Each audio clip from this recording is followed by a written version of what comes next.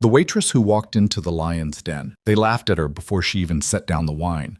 A plain girl in a cheap black apron serving the most dangerous man in the city. His men whispered she'd never survive one night in their world, so he invited her to the gala just to watch her break. What they didn't know was that the quietest woman in the room had already decided she was done shrinking.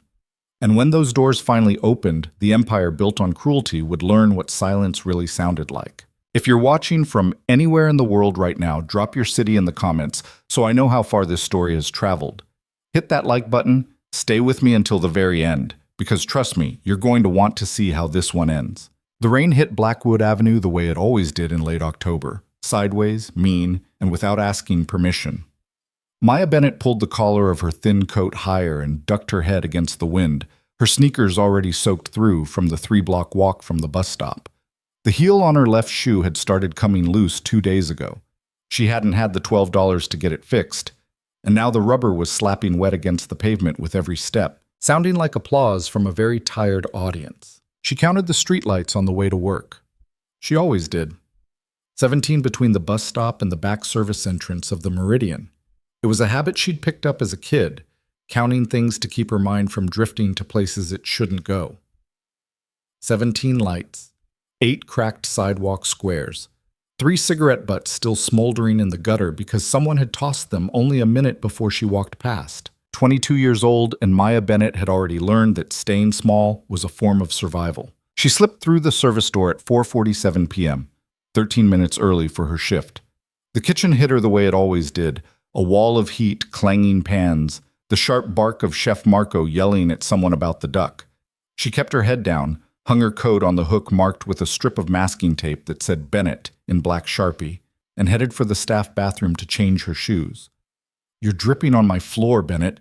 Raoul, the kitchen porter, was mopping near the walk-in. He didn't look up when he said it, but there was the faintest smile tugging at the corner of his mouth.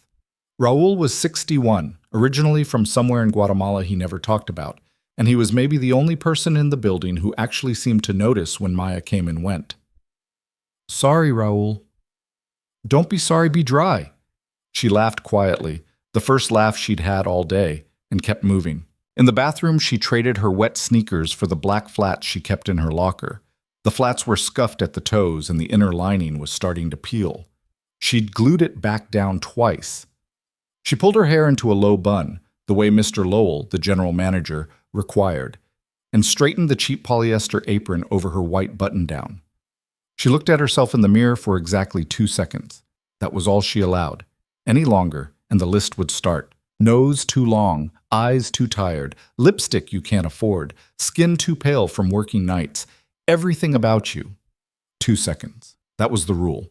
She killed the light and walked back out. The Meridian wasn't the most expensive restaurant in the city. It was the most exclusive, which wasn't the same thing. You didn't walk in off the street. You called 2 weeks ahead, and if you weren't on a certain list, the hostess politely informed you that there was nothing available. Ever.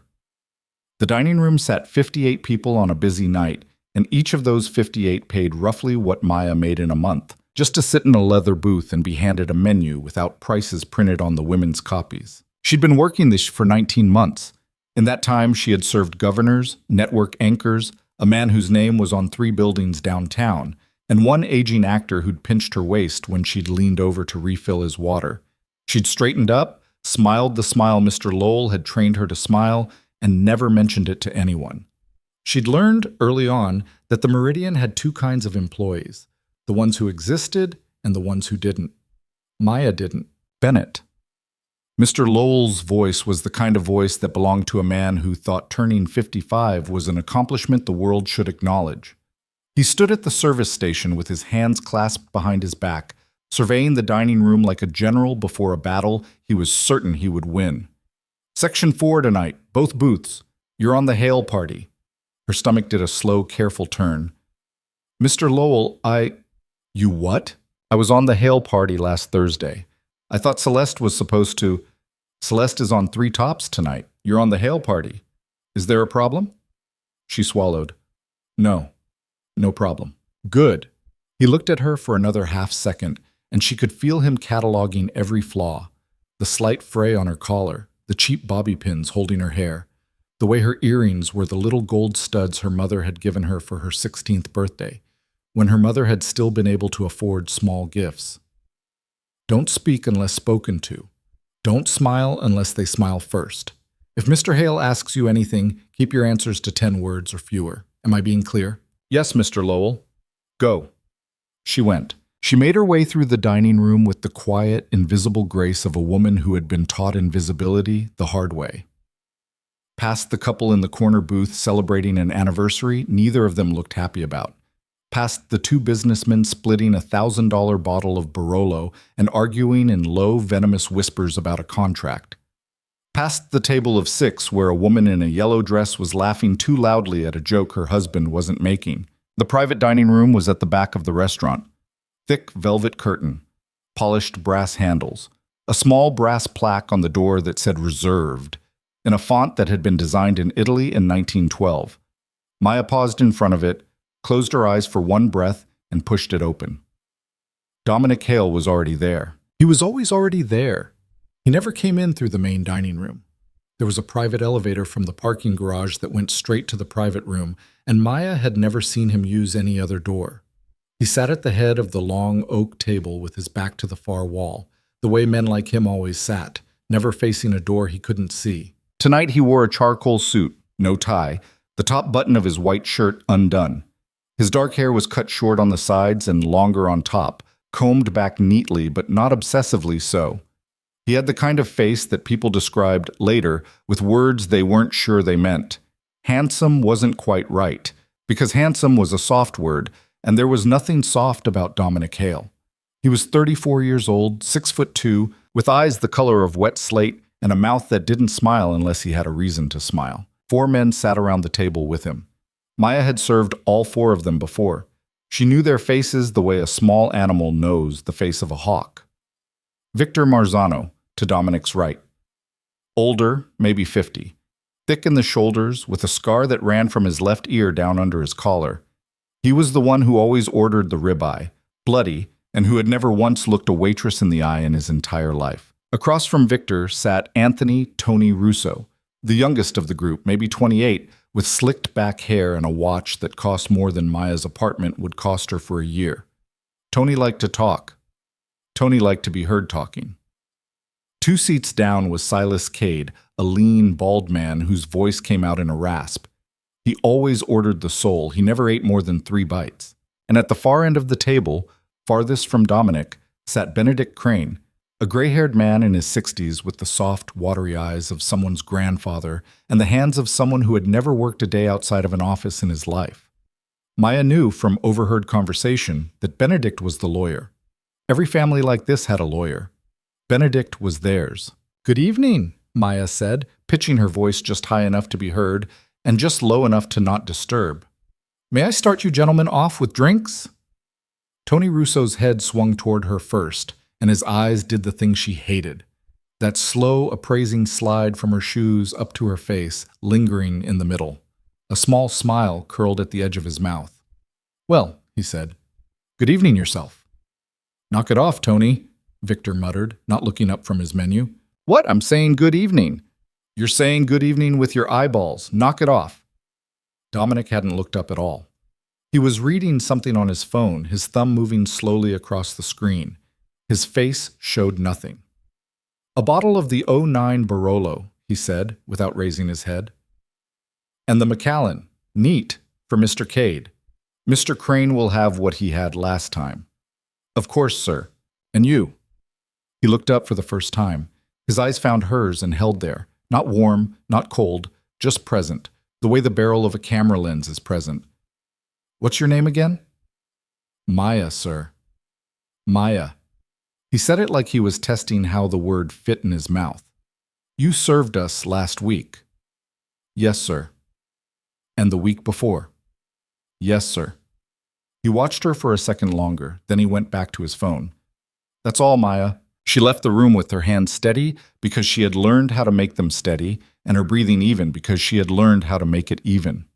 In the hallway, she exhaled, just once, and then she moved. Back at the wine station, she pulled the Barolo from the cage, checked the vintage twice, and carried it in her right hand with a cloth folded over her wrist.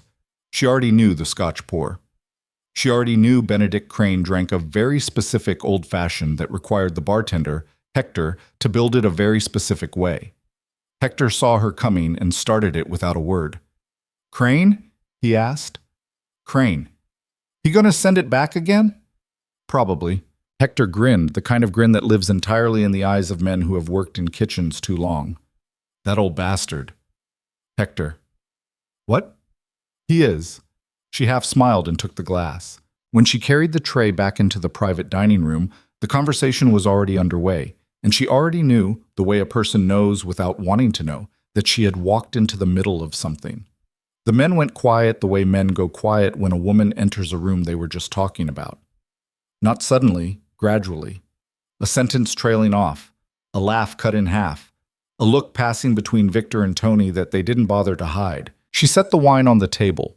She poured Dominic's glass first. She served Mr. Cade's scotch. She placed the old-fashioned in front of Benedict Crane, who thanked her softly. He always thanked her softly. He was the only one who did. "Miss," Tony said. She turned. "Yes, sir?"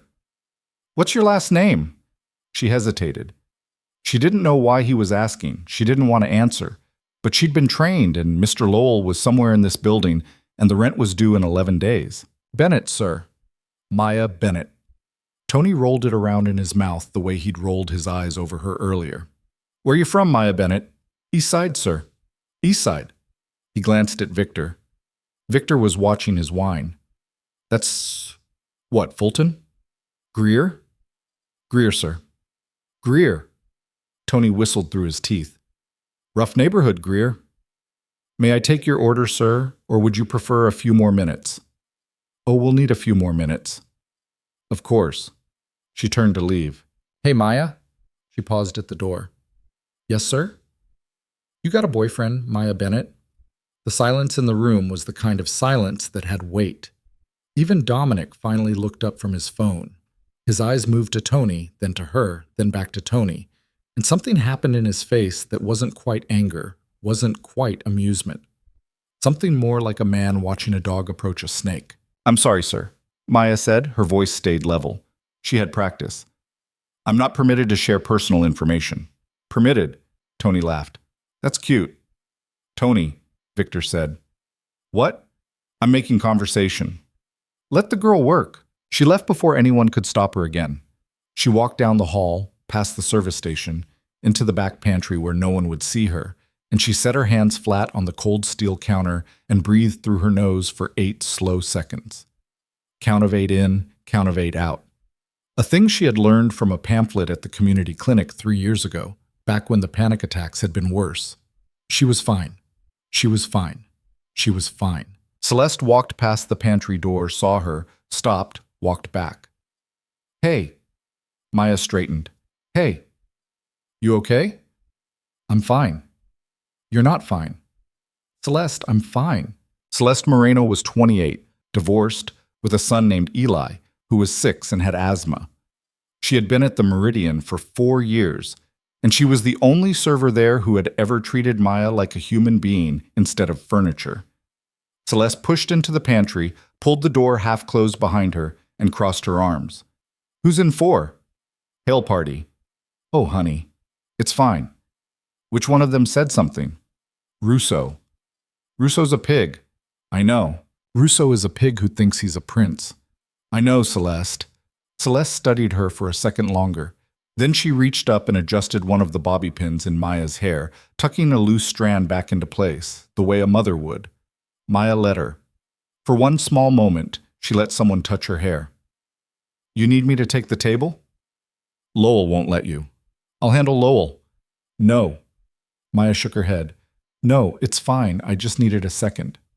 "You sure?" "I'm sure." Celeste watched her a beat longer. "Okay. But if Russo touches you, I'm going in there with a steak knife." "Celeste, I'm serious." "I know you are. That's why I'm saying your name." Celeste snorted, squeezed her elbow, and slipped back out. Maya closed her eyes, breathed, and then she went back to work. The first course came out at 6:52. Oysters for Dominic, carpaccio for Victor, a small salad for Mr. Cade, who was watching his cholesterol, and an heirloom tomato plate for Benedict Crane, who had once mentioned that his wife, his late wife, Maya had gathered, had loved tomatoes. Tony Russo had ordered the pâté, which he ate with the enthusiasm of a man who had never been told no in his life. Maya moved through the service quietly. Refill water, step back. Refill wine, step back.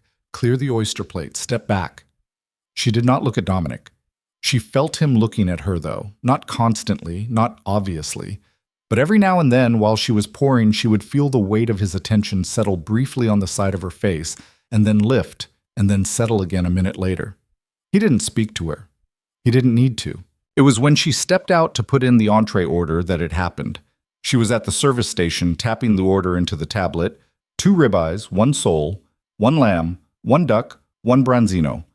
When she realized she'd left the wine cloth back in the pantry, she turned to go get it, and the private dining room door was ajar. Not open. Ajar. 2 inches. Just enough for the conversation on the other side to carry. She should have kept walking. She didn't. "I'm just saying, Dom," Tony's voice was saying, low but not low enough. "It's insulting. Every week they send us the same little mouse. What, they can't afford a real waitress?" "Watch your mouth," Victor's voice said. "What? You agree with me? Look at her. She's got 1 apron and a busted pair of shoes." "So she's poor, so what? So what? Come on, Vic. You know what? This is the Meridian. We're the Meridian. We pay what we pay to come here. We get a girl who looks like she's been crying in her car." A short laugh from someone. Silas Cade, maybe. Maya couldn't tell. "She's quiet, she's clean, she does her job," Victor said. "What else you want?" "I want somebody who isn't going to look at Dom like she's going to cry if he breathes on her."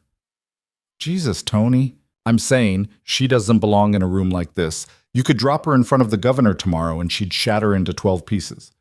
There's a reason she's holding a tray and not sitting at the table, you know what I mean?" A pause. Then Tony, lower, meaner. "She's not even pretty, Dom. I'm being honest. Not ugly. Just nothing. She's wallpaper, you know what I mean? She's the kind of girl a man walks past his whole life without ever seeing once." Maya's hand stopped moving on the tablet. Her face did not change. Her shoulders did not move. If anyone had walked past her at that moment, they would have seen a young waitress quietly entering an order, nothing more. But inside her chest, something very small and very tired made a sound. Not a sob, not a scream. Just a sound. Like a door being closed somewhere far away. She had heard worse in her life. She had. She'd heard worse from the foster father she'd lived with at 15, the one who had told her every morning for 8 months that she was lucky anyone had taken her in at all. She'd heard worse from her mother on the bad nights, before the bad nights had stopped because her mother had stopped. She'd heard worse from the boys at the group home, from the manager of her first job, from the landlord who had once told her that girls like her could always work something out if rent was short. Tony Russo wasn't saying anything she hadn't heard. It shouldn't have hurt. But there was something about the specific casual way he said it. "She's wallpaper." Like he wasn't even insulting her. Like he was just stating a fact, like calling the sky blue. Inside the room, Dominic Hale finally spoke. "You done, Tony?" I asked if you were done." The tone in Dominic's voice was not loud. It didn't need to be. It was the tone of a man who did not raise his voice because he had never, in his entire adult life, needed to. It was a tone that cut the air in the room in half. "Yeah, I'm done." "Good." Silence. Then, quieter, a different voice. "Victor," Maya thought. "She's a human being, Tony. You talk about people like that again at a table I'm sitting at, and we're going to have a problem. Vic, come on. I said we're going to have a problem." "Yeah. Okay, sorry." A longer silence. Then Tony again, because Tony Russo was the kind of man who could not sit inside a silence without trying to fill it with himself. I'll tell you what. You want me to eat my words? Here's what we do. The Vance Gala. Saturday. Bring her." "What?" "Bring her. The little mouse. Our waitress. Put her in a dress, put her in that room, and watch her melt. I'll bet you anything. Anything. She won't make it to the second drink before she cracks. Girls like that, they don't belong in rooms like that. They know it. She'll know it the second she walks in. Tony, that's not... No, I'm serious. I'll put money on it. Real money. If she shows up and survives the night, I eat crow. Every one of you gets to watch me eat it. But she won't. She won't even show. A girl like that? She'll get the invitation and she'll cry in her apartment and throw it in the trash. Bet you. 10 grand. Jesus Christ, Tony. What? It's fun. It's a bet, Dom. Come on. Tell me that isn't fun. Silence. Maya had not moved. Her hand was still on the tablet. Her face was still the face of a young woman entering an order. She didn't breathe. Dominic Hale spoke again, and this time, for the first time, his voice had something in it she hadn't heard before. Not anger, not amusement, curiosity. 10 grand, he said slowly, is nothing to me, Tony. So you're in. A pause. I'll do it, Dominic said. Not for 10 grand, for the lesson. What lesson? The lesson you're about to learn, Tony, when a girl like that walks into a room like that and makes you look like the fool you are. Tony laughed. It was a short, uncertain laugh. The laugh of a man who didn't quite understand what had just been said to him, but knew he'd been mocked in it somewhere. You think she'd survive? I don't know what she'd do, Dominic said. Neither do you. That's the point. So you'll invite her? I'll invite her. Saturday. Saturday. Oh, this is going to be good. Tony, Victor's voice, low, warning. I swear to God, if you make this girl cry, I will drag you out of that ballroom by your collar myself. Relax, relax. It's a bet. It's harmless. It's not harmless. It's harmless. Maya, in the hallway, finally moved. She finished entering the order. She set the tablet down. She smoothed the front of her apron. She turned and she walked calmly, the way she had been trained, back toward the private dining room. She paused at the door. She took one breath. She pushed it open. Everything is going well with your first course, gentlemen? 5 men looked up at her. Tony Russo's smile was too wide. Victor's eyes were on his wine. Silas Cade had the glassy, disinterested look of a man thinking about his stock portfolio. Benedict Crane smiled at her gently, the way he always did, like someone's grandfather. Dominic Hale was watching her, really watching her this time, not glancing, watching, and his eyes had something in them that hadn't been there before. She realized, with the cold clarity of a person who has learned to read a room because her survival has often depended on it, that he was wondering whether she had heard. She smiled, small, polite, empty. May I clear your plates? Please, Dominic said. She cleared the plates. She refilled the water. She stepped back against the wall in the way servers step back against a wall, quiet and absent. And in her head, not loud, not angry, the smallest voice she had was already speaking. They're going to invite you to a party, to laugh at you. She didn't know yet what she was going to do. She just knew, for the first time in a very long time, that something inside her had started to listen. The entrees came out at 7:34. Maya served them the way she served everything, quietly, correctly, without flourish. Dominic had ordered the duck. He always ordered the duck. He cut into it with the clean, precise movements of a man who had been taught, as a boy, which fork to use for which course, and who had not forgotten.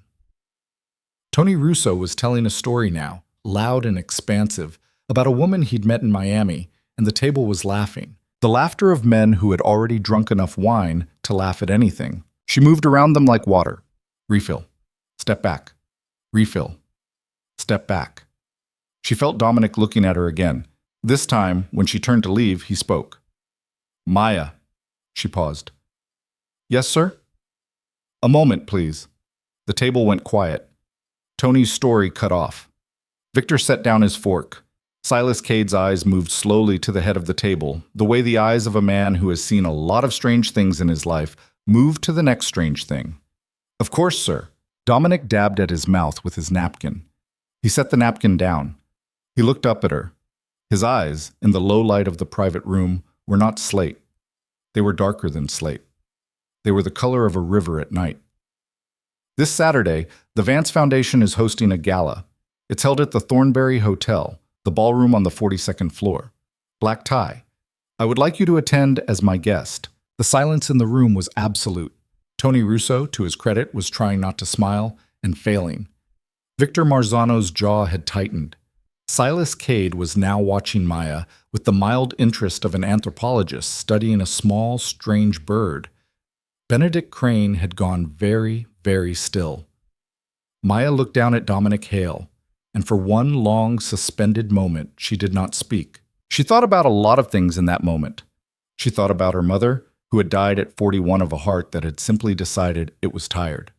She thought about the pamphlet at the community clinic, count of 8 in, count of 8 out. She thought about her apartment, which had a broken radiator she had been trying to get the super to fix for 3 weeks. She thought about Celeste, who had adjusted her hair in the pantry because there was no one else in Maya's life to adjust her hair. She thought about Raoul mopping the floor. She thought about the 17 streetlights. She thought about Tony Russo's voice. She's wallpaper. She's the kind of girl a man walks past his whole life without ever seeing once.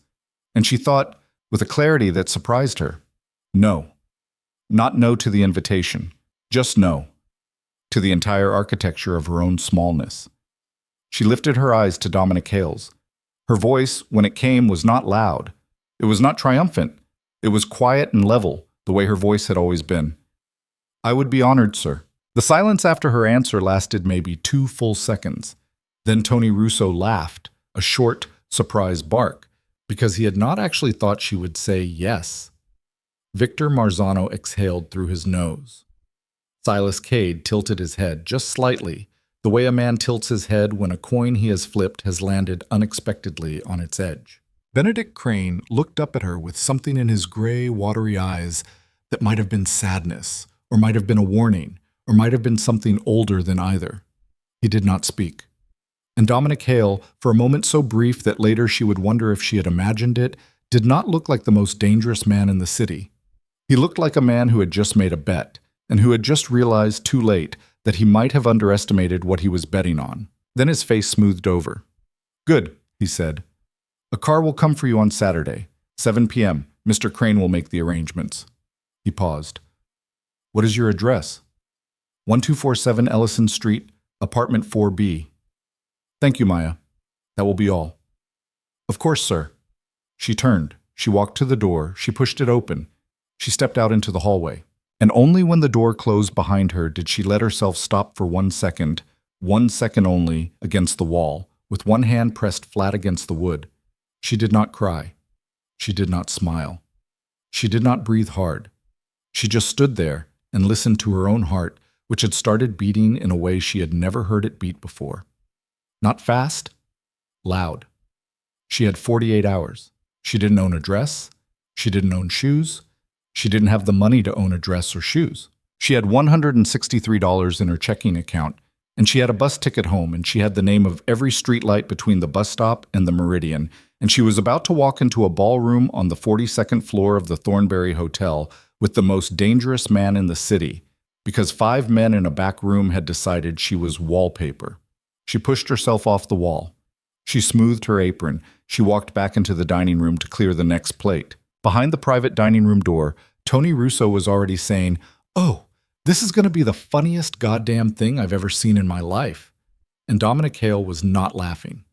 He was looking at the closed door, at the space where she had been, with the faintest crease between his brows, the way a man looks at a lock he has just picked and realized, upon opening, that the room on the other side is not the room he was told to expect. He picked up his wine glass. He did not drink. He set it back down. And 42 floors above the city, the ballroom at the Thornbury was already being prepared for Saturday, the chandeliers being dusted, the floors being polished, the long velvet ropes being arranged along a red carpet that had already welcomed senators, oil heirs, the mayor's daughter, and 2 men whose names appeared on no list and would never be indexed by any public record. On Saturday, at 7:47 p.m., a pair of doors at the top of a marble staircase would open, and the room would go quiet. But that was Saturday. Tonight, in a back hallway of a restaurant with 17 streetlights between it and the bus stop, a 22-year-old waitress named Maya Bennett walked quietly back to the service station, picked up the next tray, and went to work. She did not know yet what she was going to do, but somewhere, very small, very deep, a door that had been closed her whole life had finally, quietly, started to open. And on the other side of that door, for the first time, she could hear her own footsteps. She finished her shift at 11:42 that night. The last table in her section had been a couple celebrating their 40th anniversary. A quiet, gray-haired pair who had held hands across the tablecloth between courses and who had, at the end of the meal, left her a tip that was almost twice the cost of the meal itself. The old man had pressed the folded bills into her palm and held her hand for one extra second. "You take care of yourself," he'd said. "You hear me?" She hadn't been sure why he'd said it. She'd nodded anyway. "Yes, sir." "I mean it. A girl your age. There's a whole life in front of you." "Yes, sir. Thank you." He had nodded once, and then his wife had taken his arm, and they had walked out together, and Maya had stood holding the folded bills for a long moment before she'd put them in her apron pocket. She counted them in the staff bathroom after clockout, $140. She stared at it in her hand under the flickering fluorescent light and felt something heavy settle into her chest. Not gratitude, exactly. Something stranger. The feeling that the universe, which had never seemed to notice her much before, had perhaps noticed her tonight. Tossed her a coin. The way you'd toss a coin to a street musician you happen to like. She slid the bills into the inside pocket of her coat, zipped it shut, and walked out into the rain. The bus on the way home was almost empty. A woman at the back was sleeping with her forehead against the window, a grocery bag between her feet. A man in a reflective work vest was staring at his phone. Maya sat in the middle, her wet hair sticking to the side of her neck, her hands folded in her lap, and she looked at her reflection in the dark glass. The bus lights made her face look yellow, tired. Older than 22. She's wallpaper. She closed her eyes. She's the kind of girl a man walks past his whole life without ever seeing once. She opened them. And somewhere between Bryson Avenue and the stop at the corner of her street, she made a decision. It wasn't a loud decision. It wasn't a defiant one. It was quieter than that. It was the decision a person makes when they have been quietly deciding for a very long time to not decide anything at all, and suddenly they are done with that. She was going to that gala. She didn't know how yet. She didn't know with what money. She didn't know in what dress. But she was going. And she was not going to fall apart. And she was not going to cry in her apartment and throw the invitation in the trash. And Tony Russo was not going to win his bet. Because this, she realized, somewhere between Bryson and her stop, was not actually about Tony Russo. It was about every voice that had ever told her to make herself smaller. Her foster father, her old manager, the boys at the group home, the landlord, Mr. Lowell, the slow, steady, invisible weight of a life that had spent 22 years teaching her that she was lucky to be allowed to exist in the first place, and that the correct thanks she owed the world for this luck was to stay quiet, stay small, stay grateful, and never want anything. She was tired of not wanting anything. The bus hissed to a stop at the corner of Ellison. Maya stood, gripped the rail, and stepped out into the rain. Her apartment was on the 4th floor of a walk-up that had been beautiful in 1923 and had been neglected consistently since approximately 1971. The stairwell smelled like old carpet and somebody's microwave dinner from 3 hours ago. The light on the second landing had been out for 6 weeks. She climbed in the half-dark, her left shoe still slapping wet against the stairs, and let herself into 4B. The apartment was cold. The radiator under the window clanked once, sympathetically, and then went silent again, the way it did. Maya didn't turn on the overhead light. She kicked off her shoes, hung up her coat, pulled the bills out of the inside pocket, and walked into the kitchenette to set them on the counter under the little pendant lamp she kept there. $140. Plus the $163 in her checking account, $303. She stared at the money under the yellow light, and for one brief, terrible moment, the old voice started in her head. "You can't do this. You can't do this. You can't do this on $300. They'll see. They'll all see. They'll smell the rental tag. They'll see the cheap shoes. They'll know. You'll walk in and you'll freeze and you'll..." She shut the voice off. She picked up her phone. It was 12:14 a.m. She texted Celeste. "Are you up?" The reply came back in 90 seconds. "For you, always." "What's wrong? Can I come over tomorrow? I need help with something." "What kind of something?" Maya stared at the screen. Her thumbs hovered over the keys. "I need to learn how to walk into a room." There was a long pause. Then, "Be here at 10. Bring coffee." Maya set the phone down. She walked into her bedroom, which was really a converted sun porch the landlord had called a bedroom on the lease. She lay down on top of the comforter in her work clothes because she was suddenly too tired to change, and she stared at the ceiling. The ceiling had a water stain shaped a little like a whale. She had been looking at that water stain for 19 months. "Okay," she said quietly to nothing. Then she closed her eyes. At 9:47 the next morning, she stood in a corner bodega buying 2 large coffees from a Dominican man named Luis, who always gave her an extra sugar packet because he'd decided at some point that Maya was too skinny. The morning was gray and bright at the same time, the sky the color of a dirty dish, and she walked 6 blocks with the 2 coffees held carefully in a cardboard tray, and she climbed the stairs to Celeste's apartment above the dry cleaners on Fulton and knocked. Celeste opened the door in a robe. Her hair was up in a towel. Her eyes were sharp. "Get in here." "Where's Eli?" "With my mother." "Get in here. You look like you didn't sleep." "I didn't." "I figured." Celeste's apartment was small, warm, cluttered in the specific way of a small apartment lived in hard by a mother and a 6-year-old boy. There were crayon drawings taped to the refrigerator, a soccer cleat by the door, a stuffed dinosaur missing one eye sitting on the coffee table like a guest. Celeste took one of the coffees, took a long sip, set it down, crossed her arms, and said, "Talk." Maya talked. She told her everything. The private dining room, the door that had been left ajar, Tony Russo's voice. She's wallpaper. The bet. $10,000. Dominic Hale's invitation, her address, Saturday at 7, the Thornberry, the 42nd floor. When she finished, Celeste didn't speak for a long time. She sat down slowly on the edge of her coffee table. She looked at the dinosaur. She looked at Maya. "Sweetheart," she said finally, very softly, "do you understand what you're telling me?" "I think so." "Do you understand who Dominic Hale is? I know what people say about him." "Listen to me. Listen." Celeste leaned forward. "What they say about him is the nice version. The version they say out loud. The actual version is worse. The actual version, okay? Girls who get tangled up with men like him don't come back the same. Not even when nothing physical happens. They just don't. They come back with something in their eyes that used to not be there. I'm not getting tangled up with him. You're walking into his ballroom. On his arm. On his arm is tangled up, Maya. I know. Do you?" Maya looked down at her coffee. She turned the cup once in her hands. "Celeste, I heard them. Through the door. I heard them make a bet on me. Like I was a dog race." Her voice did not shake.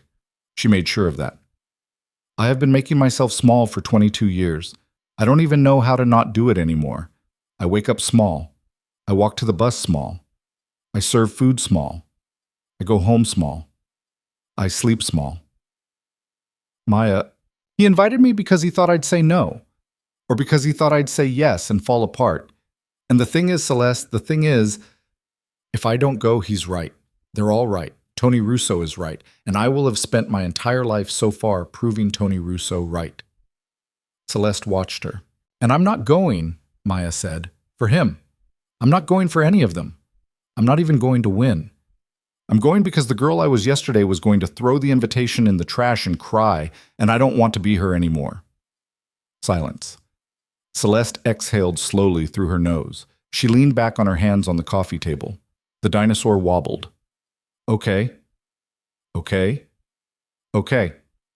You're not going to tell me not to? I already told you not to. You didn't listen. Now we move." Celeste stood up. "How much money do you have?"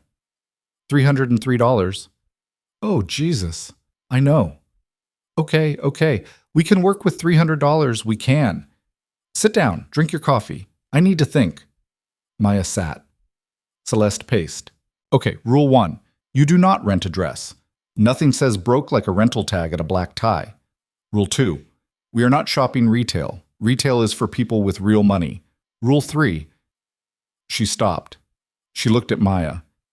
"Rule 3 is you tell me your size and you let me do what I'm about to do." "What are you about to do?" "I'm about to call my Aunt Louisa." "Who's Aunt Louisa?" Celeste sat down on the arm of the couch. For the first time that morning, she actually smiled. It was a small, crooked, almost embarrassed smile. My Aunt Louisa was a tailor at the Opera House for 31 years. She retired last winter. She's 73, she has the mouth of a sailor, and she has a closet full of altered samples and garment bag rejects that she has been carrying home for 3 decades because she can't stand to see good fabric go in the trash. Maya stared at her. What? Baby, my Aunt Louisa has, in her spare bedroom in Bay Ridge, probably 400 gowns that have never been worn in public and that are worth more than my car. Most of them don't fit a human being without alteration, because they were made for sopranos with specific shoulders, but she can alter anything on a person in 4 hours. That's not a brag, that's just what she does. Celeste. Yeah? You're telling me there is a 73-year-old woman in Bay Ridge who's going to take one look at you and decide whether or not she likes you. And if she likes you, she is going to dress you for Saturday. If she doesn't like you, we're screwed and you're going to Ross Dress for Less with me tomorrow and we're going to pretend hard. Will she like me? Celeste looked at her for a long moment. Yeah, she said quietly. She'll like you. She picked up her phone. She walked into the kitchen. Maya heard her speaking low, rapid Spanish for about 4 minutes. She heard Celeste laugh once. She heard Celeste say very distinctly, Tia, escúchame, por favor. Celeste came back in. We're going Thursday. Thursday? Thursday afternoon. She needs a day to pull stuff. Then Friday she'll alter. Saturday morning final fitting. Saturday evening you go to the ball, Cinderella. I can pay her. You can't pay her. Celeste, I can… Maya. Celeste looked at her. She doesn't charge anybody. Not me, not my mother, not anybody. She charged the Opera House for 31 years, and she says she's done charging people. You'll show up, you'll be polite, you'll eat the food she puts in front of you, and you'll let her dress you. That's the deal. Maya felt something very small and very tight release in her chest. She had to look down at the coffee cup for a second. She had to look down because her eyes had started to do something she didn't want them to do in front of anyone. Celeste, to her credit, pretended not to notice. She sat down, picked up her own coffee, and sipped. Shoes are the problem, Celeste said, like nothing had happened. Maya wiped her face once, quickly, with the back of her hand. I don't have shoes. I know you don't have shoes. We'll figure out shoes. I have a pair of black heels from my cousin's wedding 2 years ago. If they fit you, they fit you. They're not designer, but they're black and they're real leather, and nobody at a black tie ever actually looks at a woman's shoes if the rest of her is right. Celeste. What? Thank you. Celeste looked at her over the rim of her coffee cup. You don't thank me, she said. Not for this. You walk into that room Saturday night and you stand up straight and you breathe. That's how you thank me. You stand up straight and you breathe, and you don't let any of those sons of bitches see you small. Maya nodded. I won't. Good. Celeste set down her coffee. Now, she said, let's talk about walking. Oh, that's it. Maya had not known, before that morning, that there were 7 different ways to walk into a room, and that 6 of them were wrong. Celeste made her practice in the living room. She made her practice from the door to the couch, from the couch to the window, from the window to the kitchen. She made her practice with a book on her head. She made her practice without a book on her head. She made her practice slow. She made her practice what she called normal, which was not slow, but was also not fast. Stop bouncing. Don't look at the floor. Eyes forward. Soft eyes. Not staring. Soft. What's soft? Like you just saw something pleasant, but you're not going to point it out. I don't know what that looks like. Think about Raoul mopping the floor last night when he called you dripping. Maya thought about it. She half smiled. There. There it is. That face. That's the face. That's the face? That's the face. Go back to the door. Do it again. They worked for 3 hours. By the end of it, Maya's calves hurt. Her jaw hurt from Celeste correcting it, and she was fairly certain she was worse at walking than she had been at the start. Celeste gave her a glass of water, sat her down on the couch, and said, Okay, now the important part. There's a more important part. There is a more important part. Celeste sat on the coffee table across from her, knees almost touching Maya's. Listen, every woman who walks into that room Saturday is going to be beautiful. Every single one. They're going to have hair like glass and skin like it's never seen a bad day and dresses that cost more than this whole building. You are not going to out-beautiful them. You understand me? Maya nodded. You're going to out-calm them. Out-calm them? Out-calm them. Out-still them. Out-quiet them. Because every single one of those women, Maya, every single one, is terrified. They're terrified of being the second most beautiful woman in the room. They're terrified of their husband's hand on the waist of someone else. They're terrified their earrings aren't real enough. They're terrified of aging out. They are terrified, and they cover it up with makeup and noise and laughing too loud. And you're going to walk in and not be terrified, and they will feel it. I promise you, Maya. They will feel it before they see you. A woman can smell unafraid on another woman from across a ballroom. Celeste, I'm going to be terrified. I know you're going to be terrified. I'm not asking you to not be terrified. I'm asking you to not show it. You've been not showing it your whole life. You're very good at this. Do you know how much practice you already have at not showing it? Maya looked down at her hands. 19 months of Mr. Lowell, she said quietly. 19 months of Mr. Lowell. And before that, all the rest of it. You have more practice at this than any woman in that ballroom, Maya. I'm serious. You've been graduate schooling at not showing it for your entire life. Maya laughed, a small, surprised laugh. That's a terrible way to frame my trauma. It's a useful way. Yeah, it is. Celeste reached out and took Maya's hand.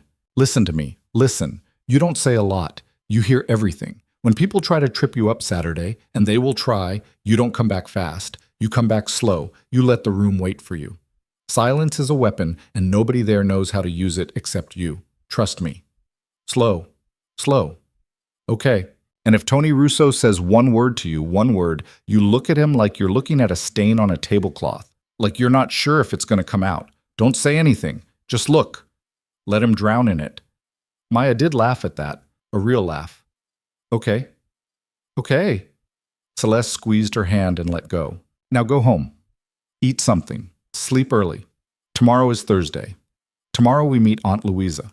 And on Saturday night, Maya Bennett, you're going to walk into the Thornbury Hotel and you are going to ruin some people's evening.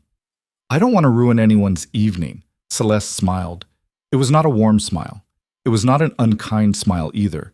It was the smile of a 28-year-old single mother who had seen a lot of things in her 4 years at the Meridian. Baby, she said, you're not going to have a choice. Maya went home. She climbed the dim stairwell. She let herself into 4B. She sat on her bed. She stared at the whale-shaped water stain on the ceiling for a while. Then, at 4:41 p.m. that Wednesday, her phone buzzed on the bedspread next to her. She looked at it. It was a number she didn't have saved. She opened the message. This is Benedict Crane. I am Mr. Hale's attorney. I will be sending a car for you Saturday at 7 p.m. sharp. The event is black tie. If you have any concerns regarding your attendance, please let me know. My number is this one. Regards. She read it 3 times. Then a minute later, a second message from the same number. Miss Bennett. Off the record. I am asking once. Are you certain you wish to attend this event? She sat with the phone in her hand for a long time. She thought about the old man's face, his soft, watery gray eyes. The way he had thanked her, quietly, when she had set the old-fashioned in front of him at the table. The way he alone had looked at her, last night, when she'd said, I would be honored, sir.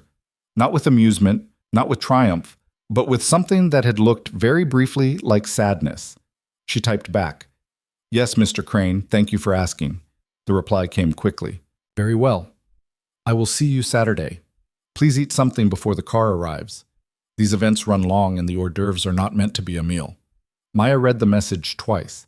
She almost laughed. She typed, Thank you. I will.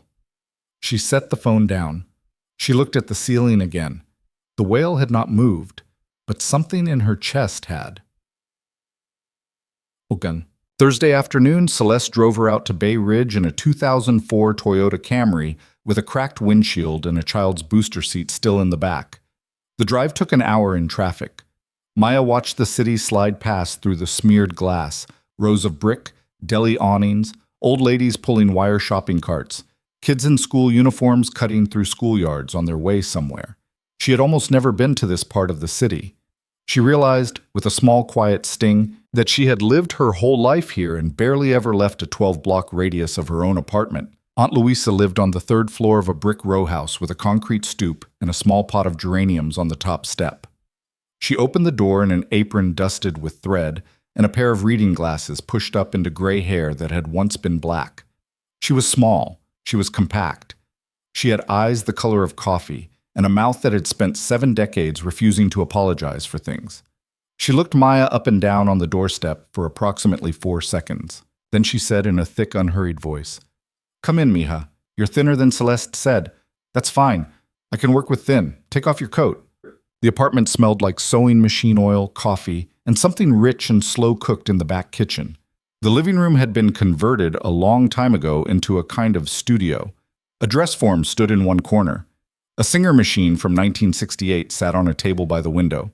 Bolts of fabric were stacked against the wall. The couch had a folded quilt on one arm. And the spare bedroom, when Aunt Louisa pushed open the door, was exactly what Celeste had promised. Garment bags. Dozens of them. Hanging 2 deep on industrial racks. Silks and satins and velvets and beadwork that caught the afternoon light. The room smelled of cedar and lavender and years. Maya stood in the doorway. She didn't speak. "Sit," Aunt Louisa said. "Celeste, make coffee. Mija, sit." Maya sat on the small stool Aunt Louisa pulled into the middle of the room. Aunt Louisa walked around her, slowly. She did not touch her. She just walked, the way a farmer walks around a horse at market, her eyes moving across Maya's shoulders, her collarbone, her waist, her hips, her hands, her hair. It took perhaps 90 seconds. Maya held still. Finally, Aunt Louisa stopped in front of her. "Stand up." Maya stood. Aunt Louisa reached out with 2 hands, put them lightly on Maya's shoulders, and pressed down. Not hard, just enough. "Shoulders back, there. Don't slouch. You don't have to slouch anymore."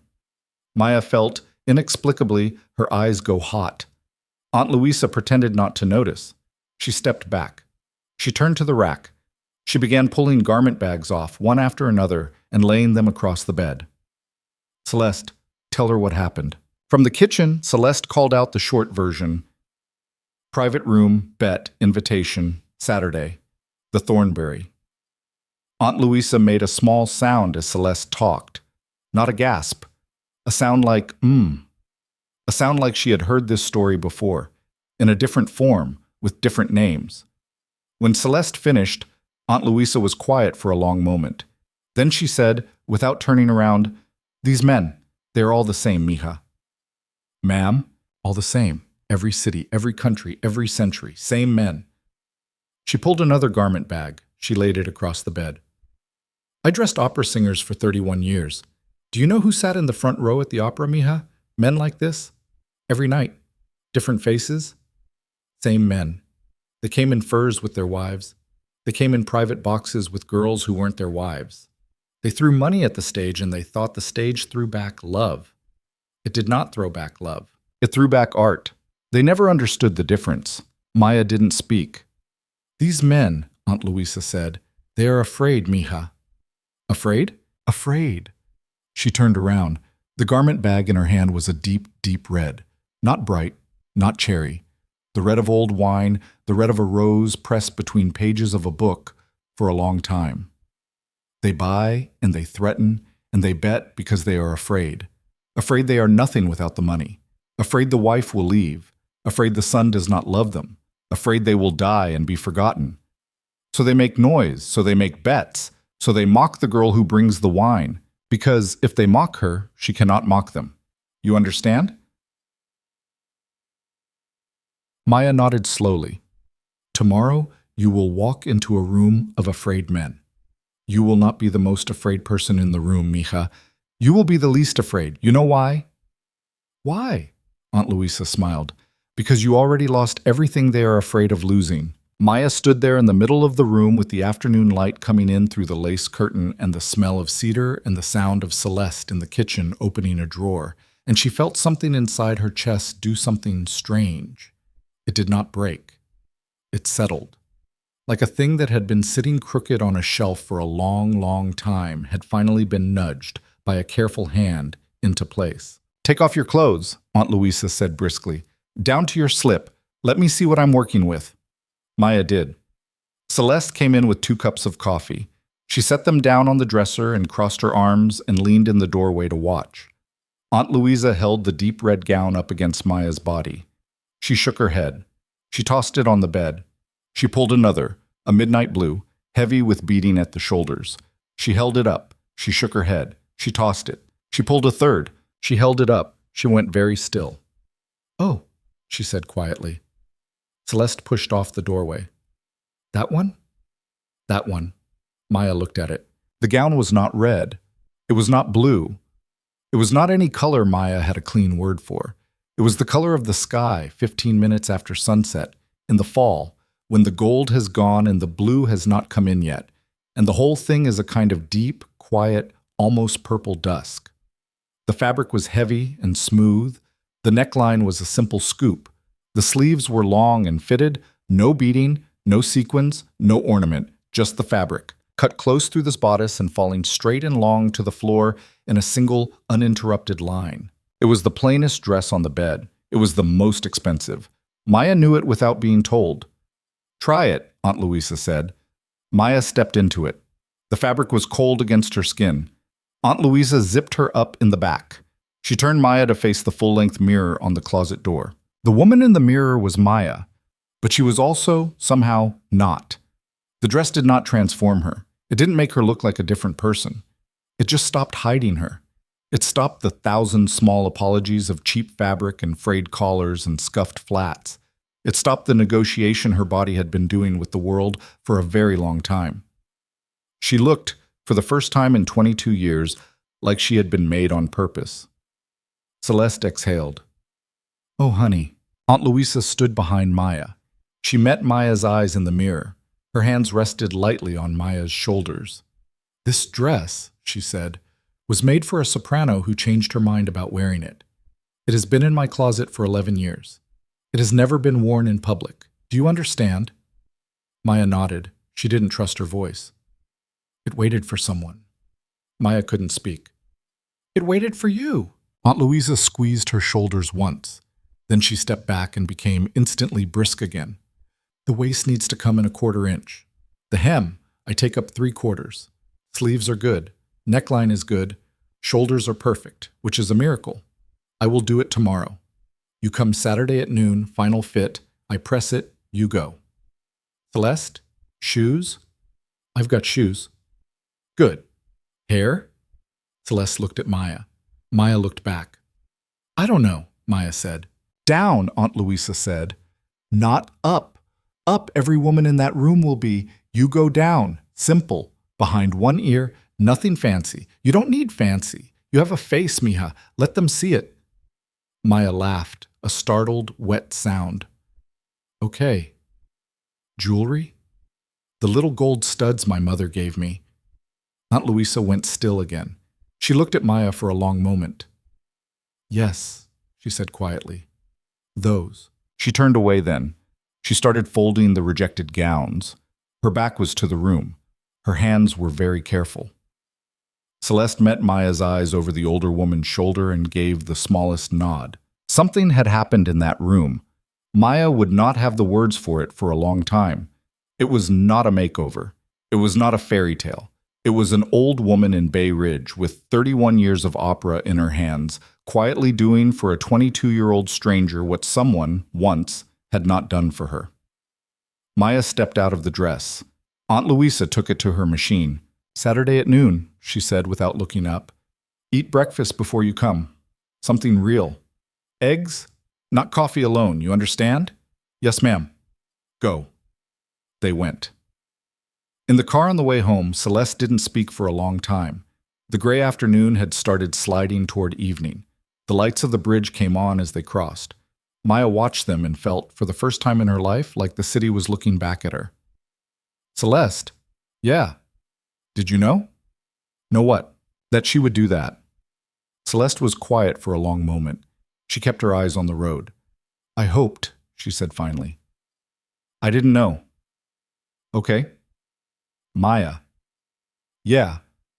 If you get in that ballroom Saturday night and something feels wrong, anything, you text me. You text me one word, you text me out, and I will be outside the Thornberry in 12 minutes. You understand?" Celeste, I can't. You text me out. I don't care what it costs. I don't care what Lowell says Monday. I don't care. You text me out, I come for you. Maya looked over at her. Celeste's jaw was tight. She was not looking away from the road. Okay, Maya said softly. Say it. I'll text you out if it's bad. Good. They drove the rest of the way mostly in silence. The radio played a song from the 90s at low volume. Maya leaned her head against the cool window. Outside, the city moved past. Lit windows, buses pulling away from curbs, a kid on a skateboard cutting through a crosswalk. Somewhere, 42 floors up in a tower on the other side of the river, the ballroom at the Thornberry was being set up for Saturday. The round tables being dressed, the ice sculptures being commissioned, the seating chart being finalized by a woman in a headset who had no idea that a name would be added to it late. A name she would not recognize, a name the staff would have to look up. Bennett M., guest of D. Hale. And somewhere else, in a penthouse office on the top floor of a glass tower downtown, Dominic Hale was sitting at his desk with a glass of bourbon he hadn't touched, looking out at the lights of the city, and thinking about a quiet waitress with steady hands who had looked him in the eye and said, "I would be honored, sir," in a voice that had been a little too level, a little too composed, for a woman who was supposed to have been surprised by the invitation. He had replayed the moment all day. He was a man who read rooms for a living. He read people the way other men read weather. And the more he replayed that small moment in the private dining room, the more he felt. Sitting at his desk, the first faint brush of something he had not felt in a long, long time. Not desire, not yet. Uncertainty. He picked up the bourbon. He set it down. He reached for his phone. He opened his contacts. He scrolled. He paused at a name. Then he put the phone away. Outside his window, the city burned gold and red against the evening. Saturday was 3 days away. He did not know, looking at that skyline, that he had made the first mistake of his life. He did not know yet that the waitress was going to arrive. He did not know that she was going to walk through those doors not as a joke, not as a lesson, not as a girl too small for the room, but as the most composed thing in it. He did not know. Neither did she. But 40 miles away, in a walk-up apartment on Ellison Street, Maya Bennett sat on the edge of her bed in her work clothes at 7:04 on a Thursday evening, and she looked at the ceiling with the whale-shaped water stain on it. And for the first time in a very long time, she did not feel small. She felt like a woman counting down the hours. The hours did not pass quickly. They did not drag either. They moved the way hours move when a person has finally committed to something, each one a small measured weight being set down beside the last. Friday came gray and cold. Maya worked the lunch shift at the Meridian because she had traded her Saturday for it, and Mr. Lowell had stared at her for a long 3 seconds when she'd asked, and then had said in a tight voice, "Fine, Bennett, fine," in a way that suggested he knew something was happening but could not yet name what. He did not say anything else to her that shift. He did not correct her collar. He did not comment on her hair. He watched her, though. She felt it between tables. That was new. Tony Russo did not come in for lunch. Neither did Victor. Neither did Silas Cade. The private dining room sat empty all afternoon, the velvet curtain drawn across the door, and Maya, passing it twice on her way to the bar, felt the oddness of the empty room more than she had felt the fullness of it on Tuesday. Benedict Crane did come in. Alone. At 1:14 p.m., he sat at the small two-top by the window where the older regulars liked to sit, and he ordered a cup of black coffee and a piece of the apple tart that the pastry chef made in-house, and he read a newspaper he'd brought folded under his arm. He did not ask for Maya's section.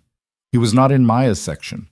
He was in Celeste's. But when Maya crossed the floor at 1:32 to drop a check at table 9, Benedict Crane caught her eye across the dining room.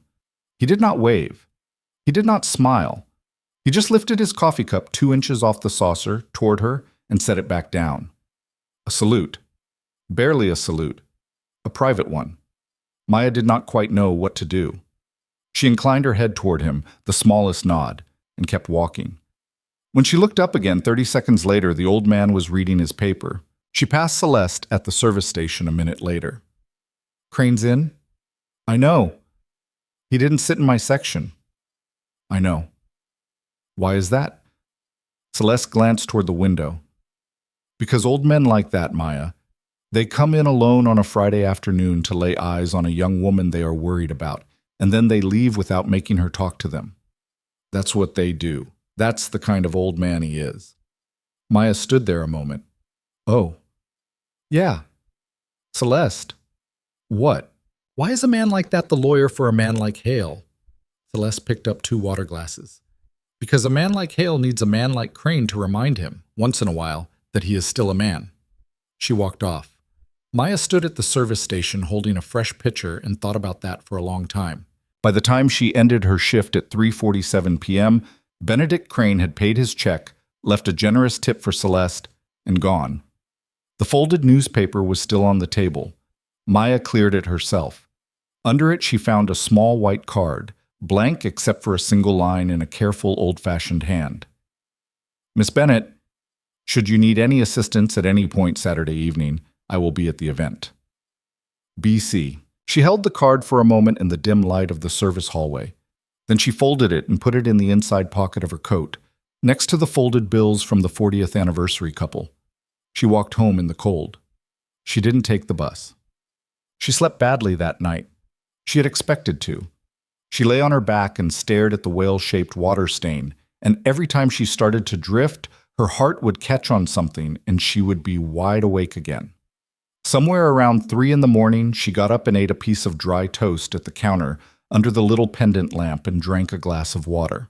She sat on the kitchen floor with her back against the cabinet in her pajamas and looked at the refrigerator. The refrigerator had 2 magnets on it. One was a pizza place that had gone out of business 2 years ago. The other was a magnet from a community clinic that said in fading letters, "You are not alone. Call if you need to talk." The number below it had been worn almost unreadable by 3 years of fingers brushing past it. Maya looked at that magnet for a long time. She thought about her mother, who had never made it to 42. Her mother, who had worked double shifts at the hospital laundry and had still, somehow, found time to braid Maya's hair in 2 neat rows before school, and who had died of a heart attack standing in line at the pharmacy one Tuesday in March when Maya was 19. Her mother, who had never, not once in Maya's life, been invited to anything. She thought about what her mother might say if she were sitting on the kitchen floor with her now. She thought her mother would probably say, "Girl, go to bed." She almost laughed. She went to bed. Saturday morning arrived in a pale square of light on the wall beside her bed. Maya opened her eyes at 7:14. She lay still for a moment, listening. The radiator had finally turned on at some point in the night, a low mechanical sigh, and the apartment was warmer than it had been in weeks. She got up, she showered. She stood for a long time under water that was almost too hot, and she let it run over the tops of her shoulders, and she did not think about anything in particular. She got out. She dried her hair slowly. She made herself eggs and toast, the way Aunt Louisa had told her to. She ate all of it. At 11:14, she was on a train to Bay Ridge, her coat buttoned to the throat, a canvas tote bag on her lap holding a pair of heels and tissue paper that Celeste had dropped off the night before. The heels were real leather, black, 3 inches, almost unworn. They fit. Celeste had made her try them on in her apartment Friday night with a pair of socks still on, and when Maya had stood up in them, Celeste had said quietly, "There, see?" Aunt Louisa opened the door at 12:04. She did not say hello. She looked Maya up and down, noted that she had eaten, nodded once, and said, "Come in, take off your clothes. We begin." The final fitting took 2 hours. Aunt Louisa had taken in the waist by a 1/4 inch the day before, and she had taken up the hem, and she had pressed the gown on her ironing board with a cloth between the iron and the fabric, because, she muttered, "you did not put heat directly on fabric this old." Maya stood on the small stool in the middle of the room while Aunt Louisa walked around her one more time with a mouthful of pins, kneeling, rising, tilting her head, pinching a seam between her fingers, letting it go. "Shoulders. Sorry." "You don't apologize to me. You apologize to your shoulders. They have been carrying you your whole life for nothing. They deserve better." Maya laughed. She could not help it. Aunt Louisa did not laugh. She pinched the fabric at Maya's hip one more time, released it, stepped back, and looked. She looked for a long time. Then she said, "Okay, mija, come down." Maya stepped off the stool. Aunt Louisa unzipped her. Maya changed back into her regular clothes. Aunt Louisa hung the gown on a wooden hanger on the back of the door and covered it, slowly, with a garment bag, and zipped the bag with a long, careful hiss of the zipper. Now we eat. Aunt Louisa, Now we eat. The ballroom is at 7. The car comes for you at 7, yes? Where do you live? Ellison and Fulton. So the car comes at 7. You must eat now. You will not eat at the ballroom. The food at the ballroom is small and pretty, and it is not food. I know. I dressed women for those ballrooms for 31 years. I will give you real food now. She fed Maya a bowl of rice with beans and a small plate of chicken that had been slow cooked in something red and patient, and a glass of cold water with a slice of lime in it. Maya ate all of it. She did not know she was hungry until she started. At 2:30, Celeste rang the buzzer. She had come out to drive Maya home with the dress.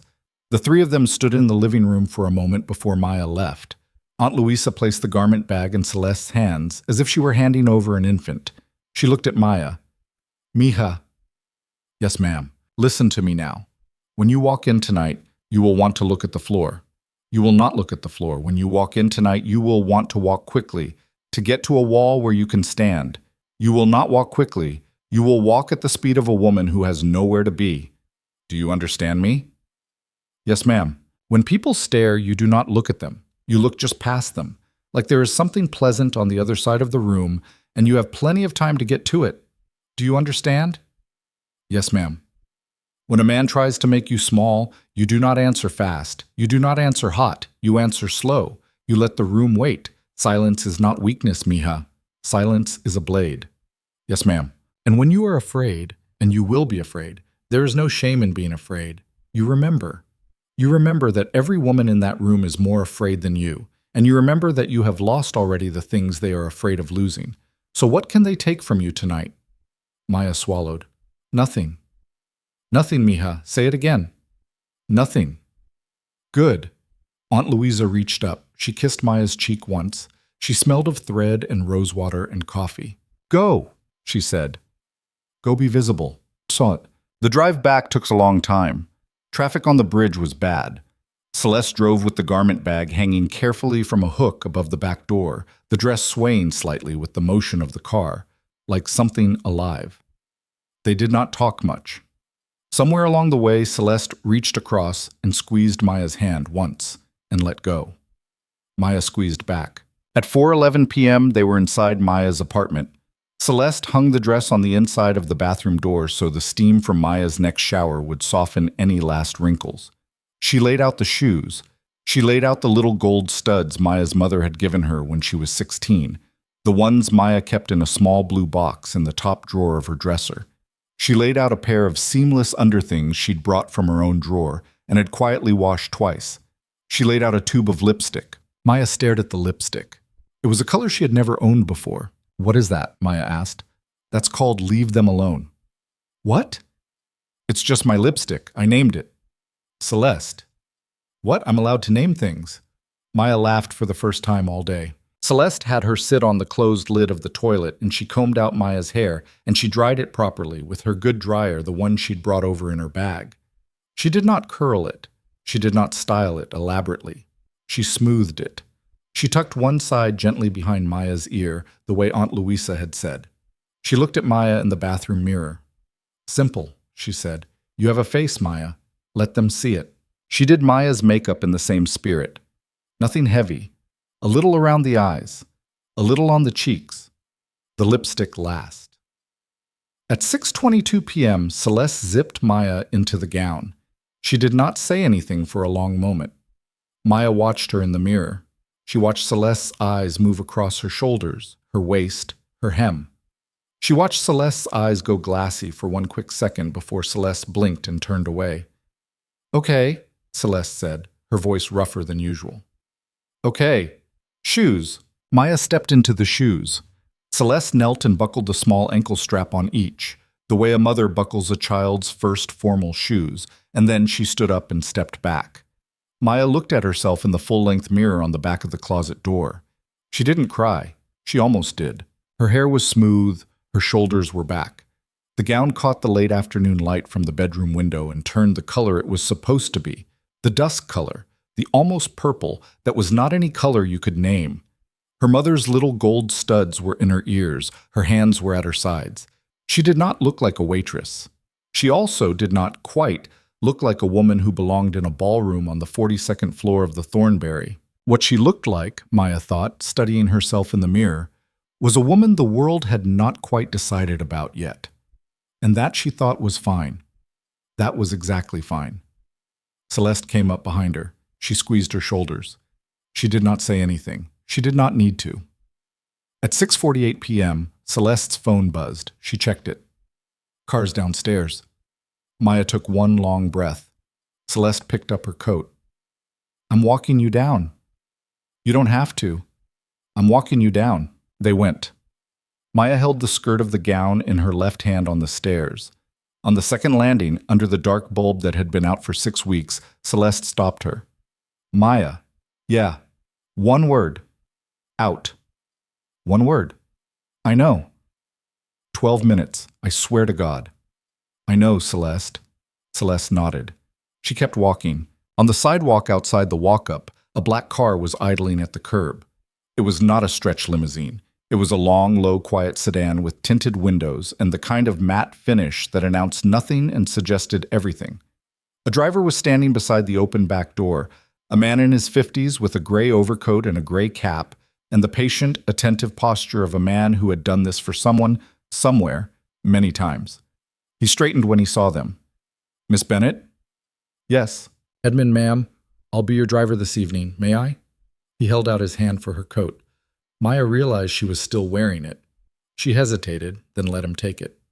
Celeste took the coat from Edmund. I'll hold it, Celeste said. I'll bring it up. Very good, miss.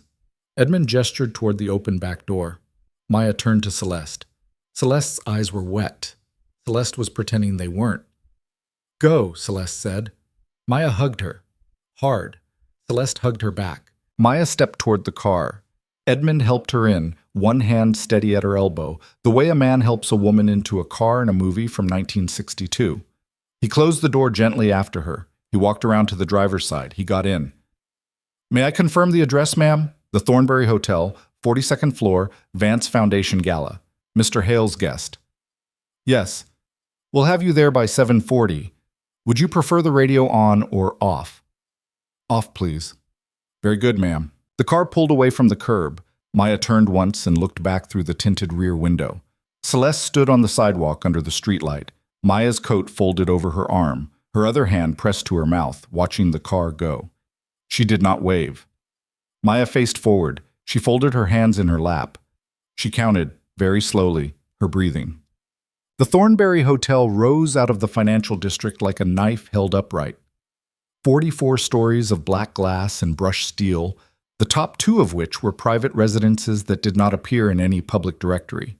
The 42nd floor was the grand ballroom, reserved that night by the Vance Foundation, a philanthropic organization whose stated purpose involved arts funding and children's literacy, and whose actual purpose that night involved putting 340 of the city's wealthiest people in one room so that they could be seen by each other being charitable. The car pulled up to the Thornbury at 7:43 p.m. The red carpet was already lined with photographers.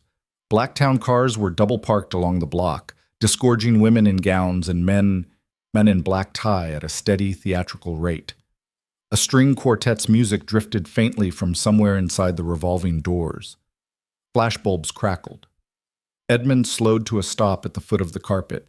He did not open the door immediately. He turned in his seat. Ma'am, before I open the door. Yes? Mr. Crane said to tell you the elevator on the far right of the lobby goes directly to the ballroom. It is attended. The attendant will know your name. If you should wish to leave at any point at all, come back to that same elevator, give my name to the concierge in the lobby, and I will be at the front doors in 90 seconds. I will not leave the block, ma'am. Maya stared at him. Mr. Crane said that? Mr. Crane said that, ma'am. Thank you, Edmund. Yes, ma'am. He stepped out. He walked around to her door. He opened it. Maya took one breath. She stepped out of the car. The flashes started the second her foot touched the carpet. Not because the photographers knew who she was, because they photographed everyone. It was easier to shoot every arrival than to miss one, and they would sort out who had been worth shooting back at the editor's desk. The flashes hit her in a bright, uneven wave, and for 1/2 second her body wanted to flinch. It did not flinch. Aunt Louisa had said, "When people stare, you do not look at them. You look just past them." Maya looked just past them, at the revolving doors, at the warm gold light inside the lobby. She began to walk. She walked slowly. She walked at the speed of a woman who had nowhere in particular to be, and who had all evening to get there. Edmund walked 2 steps behind her, not too close, close enough. The flashes continued. She heard a photographer, a man, say to another photographer, a woman, "Who's that?" She heard the woman say, "No idea, shoot it anyway." Inside the lobby, the temperature changed. Warm air, low music, the smell of money that is very old and has been recently dry cleaned. A concierge in a dove-gray suit inclined his head to her. "Miss Bennett?" "Yes." "The far-right elevator. Mr. Halim will escort you up." Mr. Halim was a small, neat man with a badge on his lapel. He bowed very slightly to her, waited for her to step inside the elevator, stepped in after her, and pressed the button for 42. The doors closed. The elevator was mirrored on 3 sides. Maya had to stand in it for 41 floors. Mr. Halim, to his credit, kept his eyes pointed politely at the floor indicator. Maya did not look at herself in the mirrors. She looked at the floor indicator too. 16, 17, 18. She could feel her own pulse at the base of her throat. She could feel the weight of the skirt against her legs. She could feel very clearly the cool, small weight of her mother's gold studs in her ears. She thought about those studs. She thought about her mother braiding her hair before school. She thought about Aunt Louisa saying, "Yes, those." 28. She stood up a little straighter. 36. She took one slow breath. 41. 42. The doors opened. The sound hit her first. A warm, enormous wall of it. 300 people talking at once, glasses touching glasses, a string quartet playing something light and Viennese, a low laugh cresting somewhere near the bar. Then the smell, perfume and champagne, and the faint polish of expensive wood floors. Then the light. The ballroom at the Thornbury was famous for its chandeliers. 3 of them, each the size of a small car, hung in a straight line down the center of the room. The ceiling was coffered in gold leaf. The floor was white oak polished to a soft shine. Round tables dressed in deep cream linen dotted the far end of the room. In the near half, people stood in clusters with flutes of champagne, 100 small conversations overlapping. And at the top of a short, wide marble staircase that descended into the room, a steward in white tails stood with a small lectern and a seating card. The steward looked up as the elevator doors opened. He did not at first recognize the name on the guest list he was about to be asked for. He had been on the 42nd floor for 9 years. He had greeted senators, oil families, the mayor. He had not tonight been expecting a young woman he did not know. Maya stepped out of the elevator. Mr. Halim stayed inside. The doors closed behind her. She walked at the pace of a woman with nowhere to be to the lectern. "Good evening, madam." "Good evening. May I have your name, please?" "Maya Bennett. I am the guest of Mr. Hale." The steward did not react in any way that a less careful observer would have called a reaction. But Maya, who had learned to read faces over 300 tables at the Meridian, saw his pupils adjust. Just slightly. He had not been told, apparently, that Dominic Hale had brought a guest this year. He looked down at the list. He found the name. It had been added late, penciled in. He recovered fast. "Of course, Miss Bennett. Mr. Hale is at table 7, on the far right as you look out over the room. Please allow me the honor of announcing your arrival." "That won't be necessary." "Madam, it is tradition for guests of—" "Thank you, but it won't be necessary." She said it quietly. She said it the way Aunt Louisa had taught her to say things. She did not smile. She did not frown. She just said it and let the silence after it do the work. The steward, after a brief half-second, inclined his head. "As you wish, Miss Bennett." "Thank you." She turned. She faced the room. She began to walk down the marble staircase. The thing that happened next did not happen all at once. It happened in a kind of rolling wave across the room, the way a stadium crowd becomes aware of something strange at one end of the field and turns slowly, section by section. A woman near the bottom of the staircase, in a green dress, glanced up. Her conversation paused. Her companion turned to see what she was looking at. He paused too.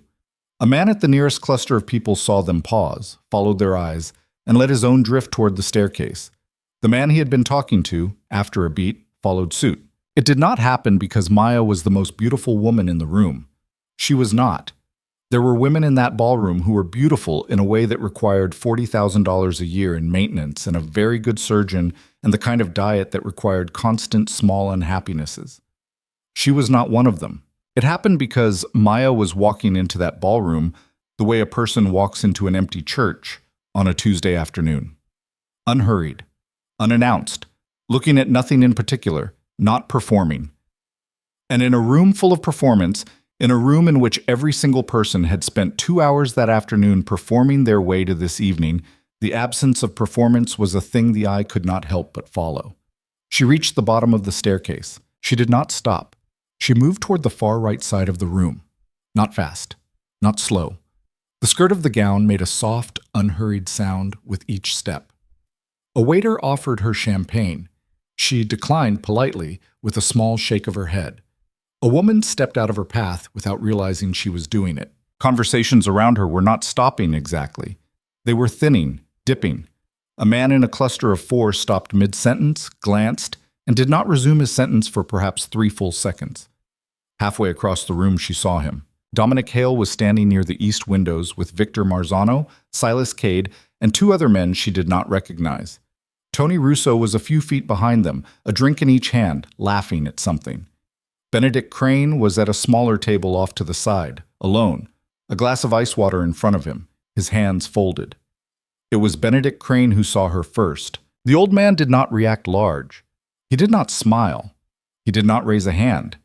He simply saw her, let his eyes rest on her for a long, steady moment, and exhaled once through his nose the way an old man exhales when something he has quietly been dreading has turned out, against the odds, to be bearable.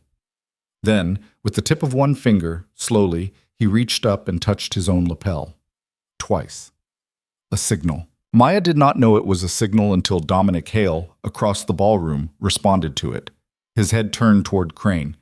Crane's eyes flicked toward the room. Dominic's eyes followed. And then Dominic Hale saw her. He had been in the middle of saying something to Victor Marzano. His mouth stopped forming the next word. He did not close it. He did not reopen it. He just stood there, with whatever he had been about to say still caught somewhere behind his teeth, and watched her walk. He had expected all day that she would not come. He had expected at his most generous that if she came, she would come wrong, in something borrowed that didn't fit, in something shiny that tried too hard, in some version of herself that had been painted over the waitress instead of replacing her. He had expected to feel guilty. He had expected to have to quietly steer her away from the worst of his men, to protect her from the lesson he had invited her into. He had not expected this. He had not expected a young woman in a dress the color of dusk, her hair tucked behind one ear, walking across a ballroom in the middle of 300 people like the room was not the event, like she was.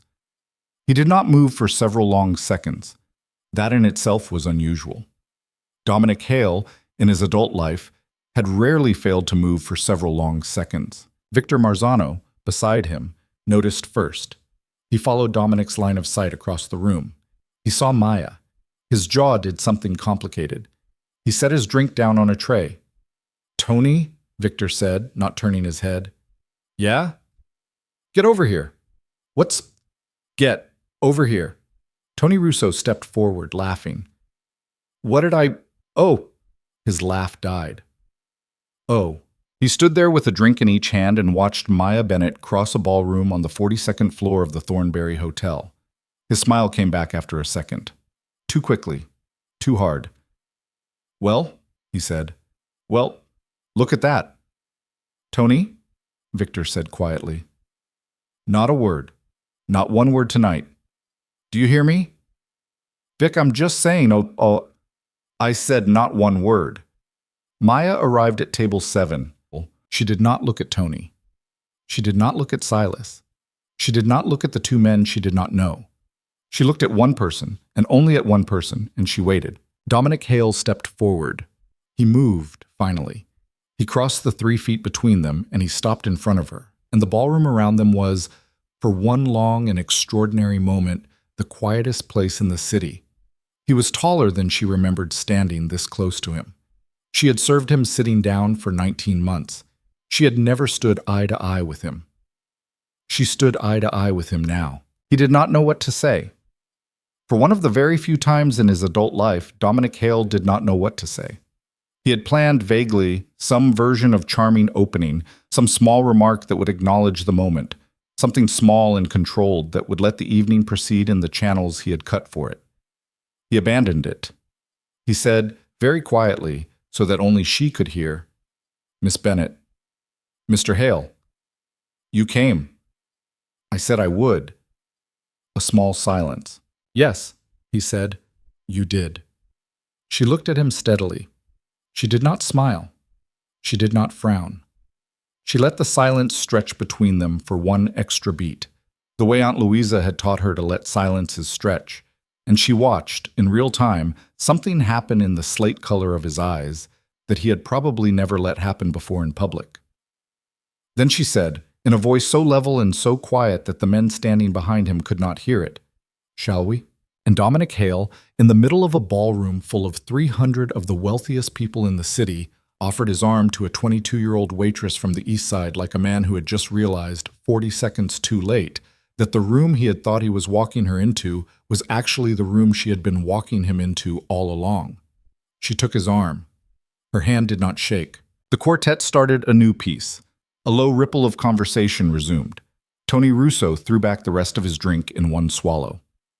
And across the room, alone at his small table, Benedict Crane lifted his glass of ice water 2 inches off the tablecloth, toward no one in particular, and set it back down. He walked her to the table. He did it the way a man walks a woman to a table when he has walked many women to many tables in his life, and none of them have ever felt like this. One hand low at the small of her back, not touching the fabric, just hovering near it, the way a man's hand hovers when he is not sure whether he has been granted the permission to rest it. He pulled out a chair for her at table 7. She sat. He sat beside her. The 4 men at the table, Victor on Dominic's other side, Silas Cade across, a man with silver hair who had been introduced to no one, and Tony Russo, who had taken the farthest chair of his own volition, all rose when she sat, and all sat back down in a kind of uneven cascade that would have been comic if anyone in the room had been in the mood to find anything funny. "Gentlemen," Dominic said evenly, "you remember Miss Bennet." "Good evening," Victor said. His voice was quiet, steady. He looked her in the eye. "We haven't been properly introduced, miss. Victor Marzano."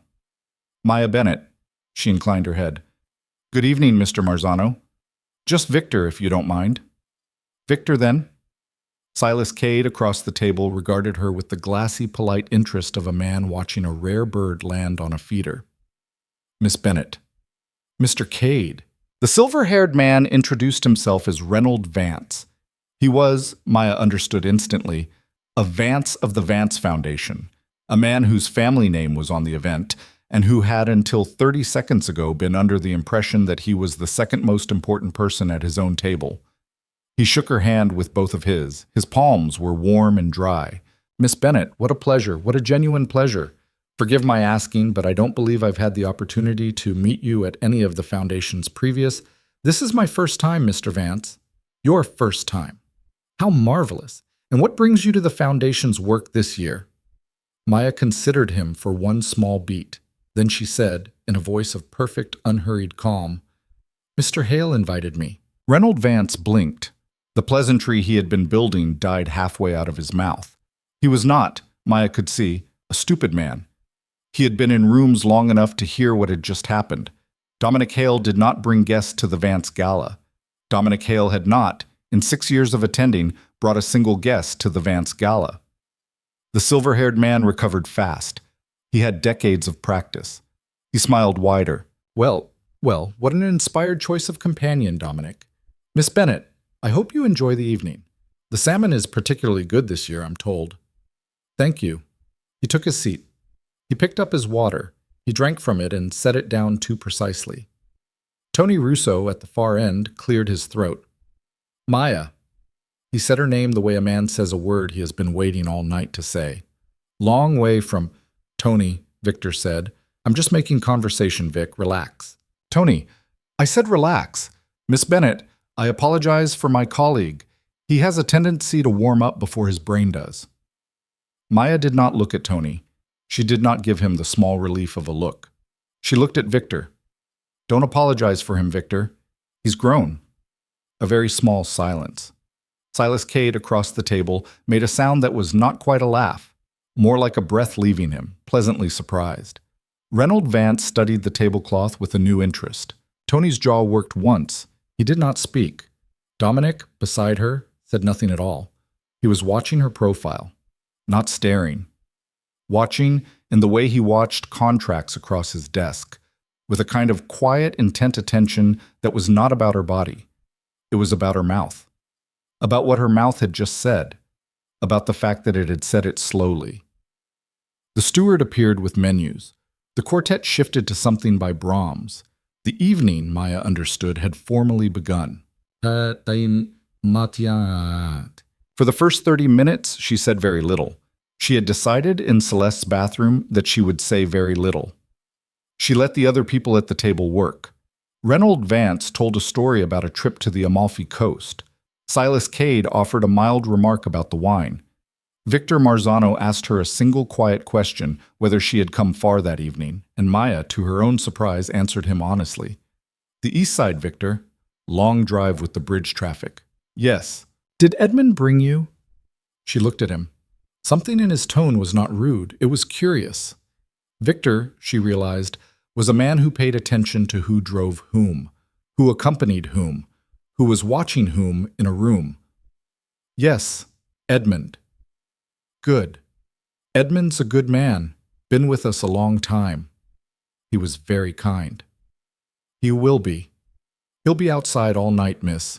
You tell him one word, he'll pull the car around. Victor said it simply, the way a man tells you the weather. Maya understood then that Benedict Crane had not been the only one to make a plan for her this evening. She understood, with a small, strange pressure behind her sternum, that at least two men at this table, the old lawyer alone at his side table, and the older man with the scar at Dominic's right hand, had made sure privately that she had an exit. She did not know what to do with that information. She nodded once. Thank you, Victor. Don't mention it, miss. Dominic, quiet beside her, lifted his water glass an inch and set it down. He did not say anything, but Maya felt the small, settling attention of him. He had heard that exchange. He had understood, as she had, what it meant.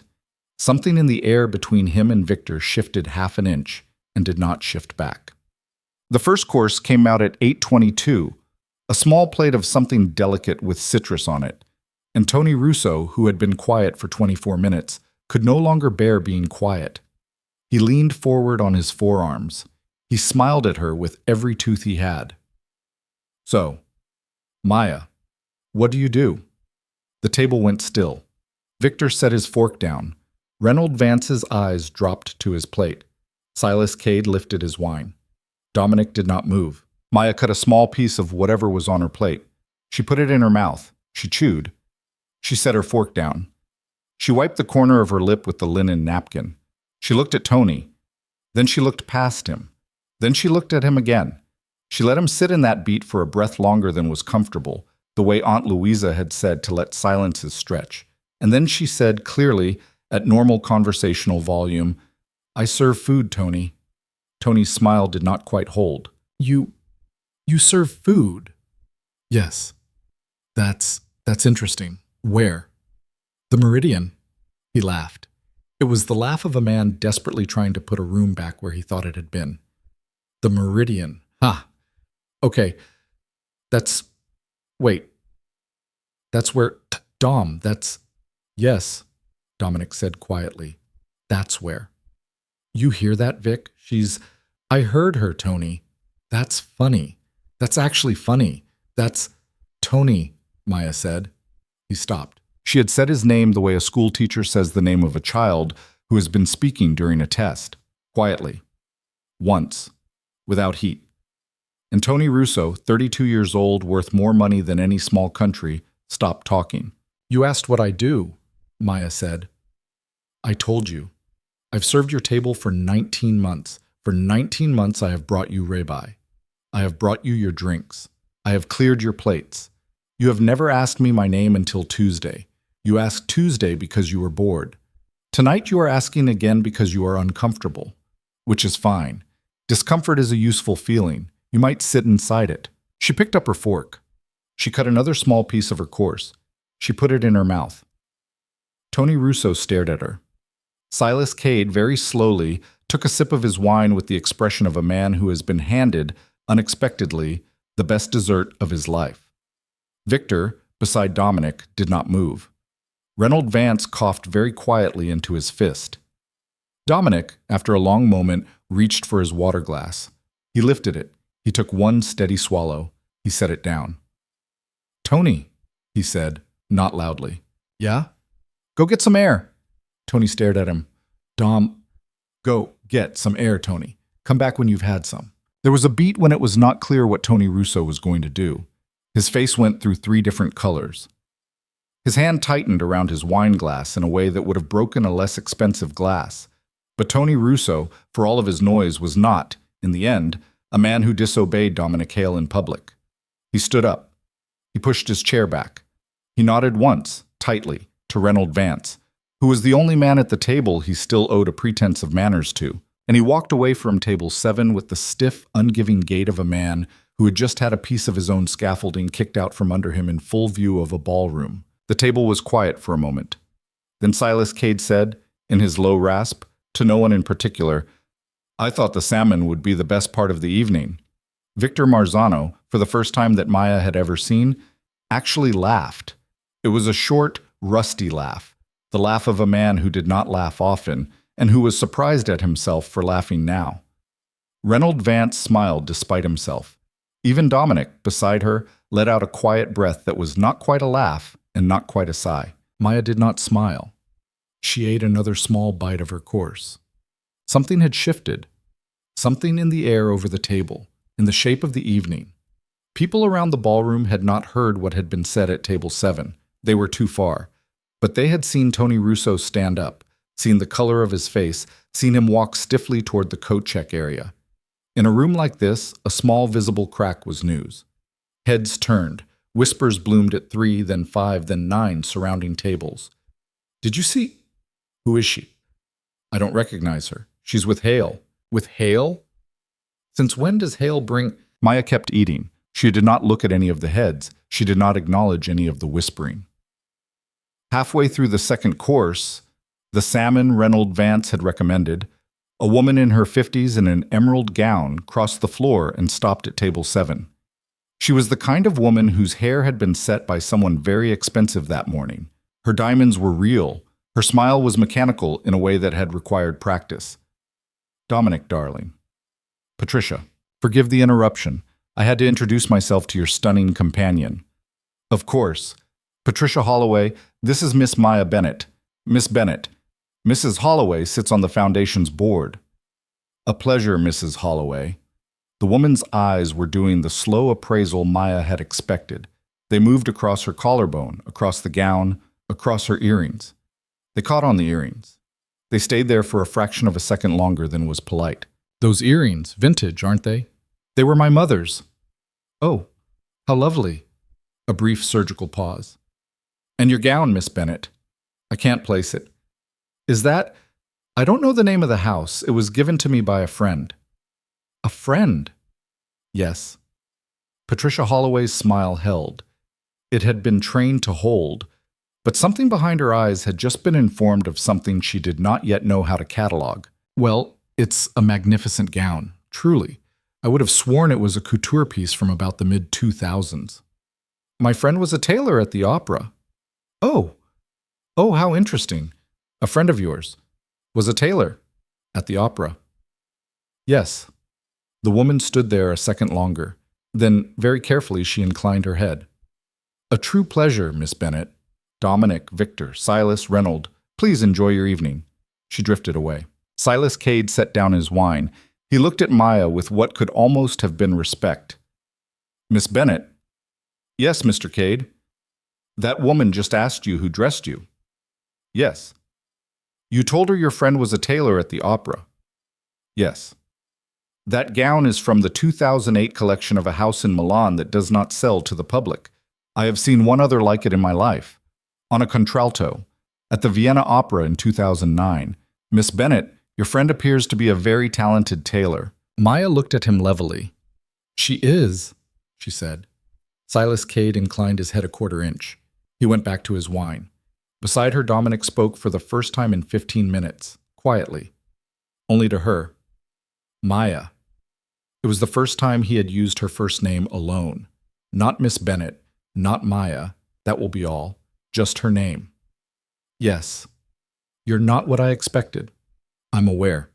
Are you angry with me? She considered the question. She considered it honestly. She looked down at her plate, at the half-eaten salmon, at the small sprig of dill. She considered the question for a count of 3. Then she turned her head just enough to look at him. Not with you, Mr. Hale. Not exactly. That is generous of you, considering. Considering what? He was quiet for a moment. Then he said, quietly, evenly, considering that I invited you tonight for the wrong reasons. She did not react. She did not look surprised. She did not, however, look away from him either. I know, she said. He had been expecting many possible responses. He had not been expecting that one. He did not reply. I heard you, Mr. Hale. Tuesday, through the door. The color under his skin did not change. A man like Dominic Hale did not betray interior weather in public. But his eyes changed. Something tightened and then loosened inside them, the way water in a glass gets briefly cloudy when a drop of something bitter is added. How much? All of it. He exhaled slowly through his nose. Christ. Yes. The bet. The bet. Maya, You don't need to say it, Mr. Hale. I do, actually. I do need to say it. I owe you a proper apology. She looked at him. She let a small beat of silence pass. No, Mr. Hale, you don't. I don't? You don't. Because I didn't come tonight to collect an apology from you. I didn't come tonight because you invited me. I came tonight, she said, in a voice so level that it would later seem to him, replaying it, like the most dangerous thing he had ever heard said at a dinner table. Because 5 men in a back room decided what I was. And I realized I had been letting men like that decide what I was for 22 years. And I was done.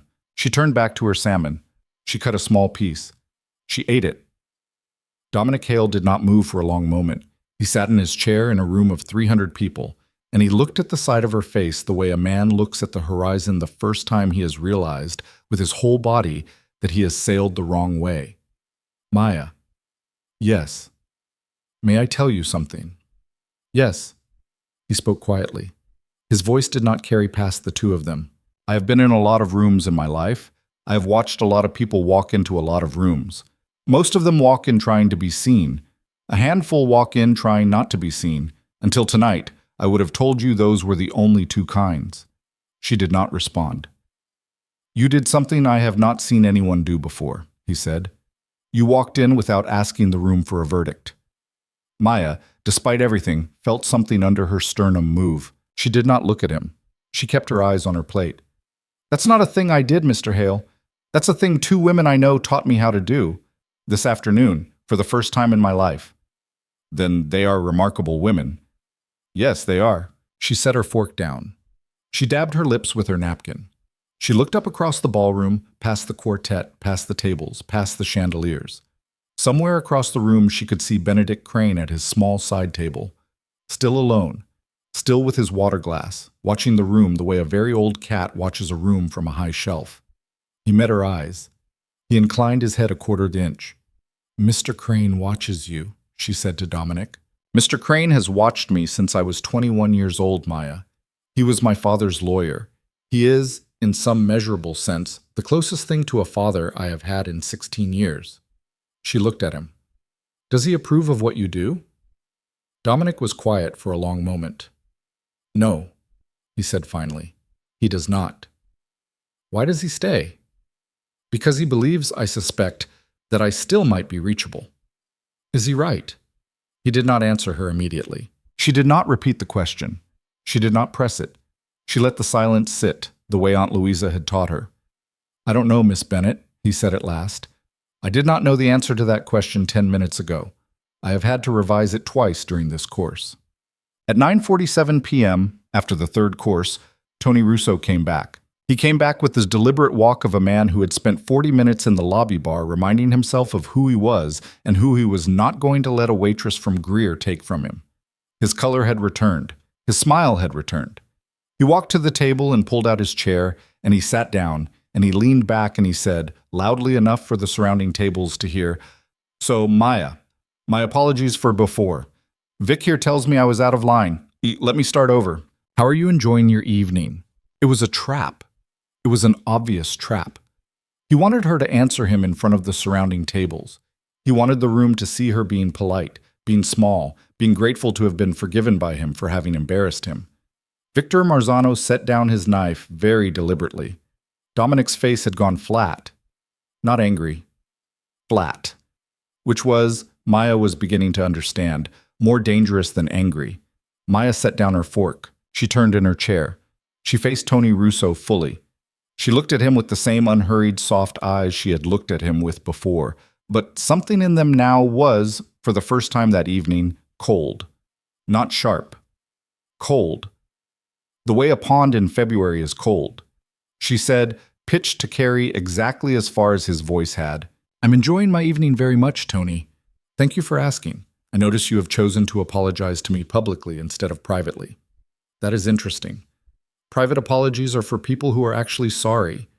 Public apologies are for people who would like to be seen being sorry. I accept neither tonight." The surrounding tables had gone very still. "Tony?" she said, and his first name in her mouth was not an endearment, it was a correction. "You bet $10,000 that I would not come tonight. You bet it with men who have known you a long time.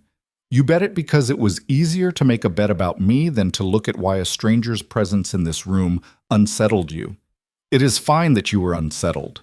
Most people would be, but you should know, before tonight is over, that I did not come tonight to win your bet. I came tonight because I had been quiet for a long time, and I was tired of being quiet. That is not about you. Very little about tonight, in fact, is about you. I thought you should know that before we continue the evening together." She picked up her water. She took one slow sip. She set it down. She turned back to her plate. The silence that followed was so complete that the string quartet's note, 3 bars into a small chamber piece, seemed almost loud. Somebody, at a neighboring table, actually coughed. Tony Russo's face had gone a color that the human face is not really designed to go. Red and white at the same time, a kind of bloodless flush. His mouth opened. It closed. He looked at Victor. He looked at Dominic. He looked at Reynold Vance, who was carefully studying a button on his own cuff. He looked at Silas Cade, who was unbelievably smiling. A thin, slow, genuine smile. "Dom," Tony said finally. "Yeah." "You... Sit down, Tony. Finish your course. Do not speak to Miss Bennett again this evening. Am I being clear?" It was not a question. Tony sat. He did not speak. Dominic Hale turned back to Maya. He did not say anything for a long beat. He was, if she was reading him correctly, experiencing something that he did not have a clean internal filing system for. A man who had ordered men's lives for a living for 15 years, sitting next to a waitress who had just dismantled one of his lieutenants in a ballroom full of people, without raising her voice, without looking flustered, without even appearing to have tried. "Maya," he said very quietly. "Yes." "Are you all right?" The question surprised her. She had not expected it. She turned her head slightly to look at him. She considered the question. She told him the truth. "My hands are shaking under the table, Mr. Hale." "I can't see it." "Nobody can, but they are." "That's all right." "I know it is." "May I—" He paused. She watched him choose a word and then unchoose it. "May I offer you something to drink?" "I don't drink." "Water, then." "I have water. A different water, a colder one. I'll go get it." She almost laughed. He was, she realized with a small internal shock, actually offering to stand up and walk across a ballroom full of 300 of the wealthiest people in the city to bring a cold glass of water to a woman whose shaking hands nobody else could see. She looked at him. She looked at him for a small, real moment, the way she had not yet allowed herself to look at him all evening, and for the first time she saw, past the cut of the suit and the set of the jaw and the reputation he wore around him like a coat, that Dominic Hale was also, underneath all of that, a man of 34 years old who did not quite know what he was supposed to do at this table tonight. "You can sit, Mr. Hale." "All right." "Just sit." "All right." He sat. He picked up his wine. He did not drink. He set it down. Victor Marzano, on Dominic's other side, was looking at his boss with an expression that Maya could not fully read. It was not alarm. It was not amusement. It was something closer to a quiet, careful watching, the way an old soldier watches the light change on a horizon. He has watched change many times before. Across the table, Silas Cade broke what remained of the tension by lifting his wine glass and saying mildly, "To new acquaintances." Reynold Vance, who was looking tonight like a man who had not earned this evening and was becoming delighted that he was there for it anyway, lifted his glass with a quick and genuine nod. "To new acquaintances." Victor lifted his. Tony Russo, after a long second, reached for his glass and lifted it too, because he did not know what else to do. Dominic lifted his. Maya did not lift anything. She inclined her head a quarter inch to Silas Cade. That was all. The glasses came back down. Somewhere around the fifth course, a small rectangle of lamb with something green on it, a man she did not recognize approached the table. He was in his 70s, white-haired, slightly stooped, with a dark blue suit and a boutonniere that was very fresh. He stopped at her elbow. "Miss Bennett." She looked up. "Yes?" "Forgive the interruption. My name is Harold Lindley. I am the chairman of the Foundation's Arts Committee. I wanted to tell you something very briefly before the dancing begins." "Yes?" "My wife and I have attended this gala every year for 21 years. We've sat at that table over there, that one, the one in the corner, every year. We've watched a great many beautiful young women be introduced by a great many important men at this event. And I just wanted to say, Miss Bennett, that I have not seen one walk into that room the way you walked into it tonight.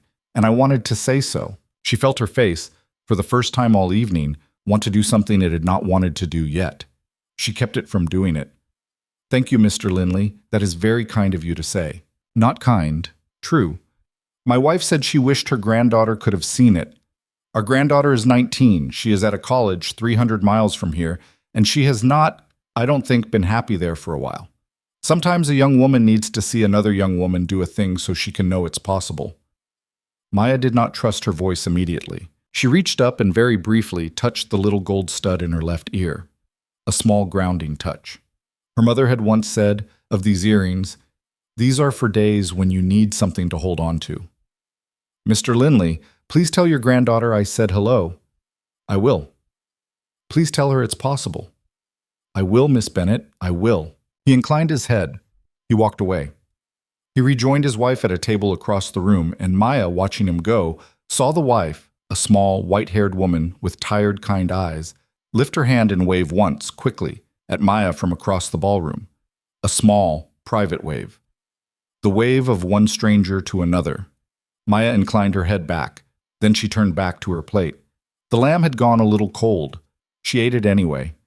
Dominic Hale beside her said quietly, for only her, "Miss Bennett." "Yes." "I believe that was the chairman of half of the Foundation's endowment telling you, in front of 300 witnesses, that you are the most remarkable thing to have walked into this room in 21 years. I heard him. I don't think you understand what that means inside this particular room." "I don't." "It means," he said, "that tomorrow morning, in very specific circles, people will be asking a great many questions about who Maya Bennett is." She cut another bite of lamb. "Let them ask, Mr. Hale." He looked at her for a long moment. "Yes," he said finally. "I suppose you're right." He turned to his own plate. He did not eat. He sat there next to her for a long moment, while the quartet began to shift into the first notes of something slower, the signal any regular attendee would have known, that the formal dinner was ending and that the dancing was about to begin. The lights in the ballroom dimmed, not a great deal, just enough. The warm gold deepened. The chandeliers dropped half a level of brightness. People began to stand up. Couples. Small pairs. Dominic turned back to her. He rose. He extended his hand. Miss Bennett, may I ask you to dance? She looked up at him. She looked at the hand he was offering. She looked at the ballroom behind him, at the 300 faces that had, over the course of the last 90 minutes, been quietly turning toward table 7 every time they thought no one was watching. She thought about Celeste, sitting on her couch in her apartment above the dry cleaners on Fulton, probably holding her phone, refreshing nothing, waiting. She thought about Aunt Louisa in Bay Ridge, probably doing the dishes. She thought about Benedict Crane at his side table, finishing his second glass of ice water. She thought, for one small, clear second, about her mother. Her mother had never been asked to dance at a ballroom in her life. Maya Bennett stood up. She placed her hand in his. Yes, Mr. Hale. She walked with him to the dance floor. The room, as they crossed it, did the thing it had done when she had come down the stairs. Conversations thinned, heads turned. A couple stepped aside to give them room. The quartet, as if on some private cue, began the slow, measured opening bars of a piece Maya did not recognize, a piece so soft that the brush of her gown against the floor made its own music under the notes. She placed her hand on his shoulder. He placed his at the small of her back, properly this time, light but definite. He was careful with her. Not delicate. Careful. The way a man is careful with a thing he has realized is not, in fact, more fragile than he is. They moved. The room kept watching. She did not look at any of them. She did not need to. She looked up at him. He looked down at her. And somewhere in the third measure of the piece, Dominic Hale said, very low, only to her, I'm going to say something now, Miss Bennett, that I have not said in public in my adult life. All right. I was wrong. She studied him. About what, Mr. Hale? About almost everything. She did not reply. He did not elaborate. They danced.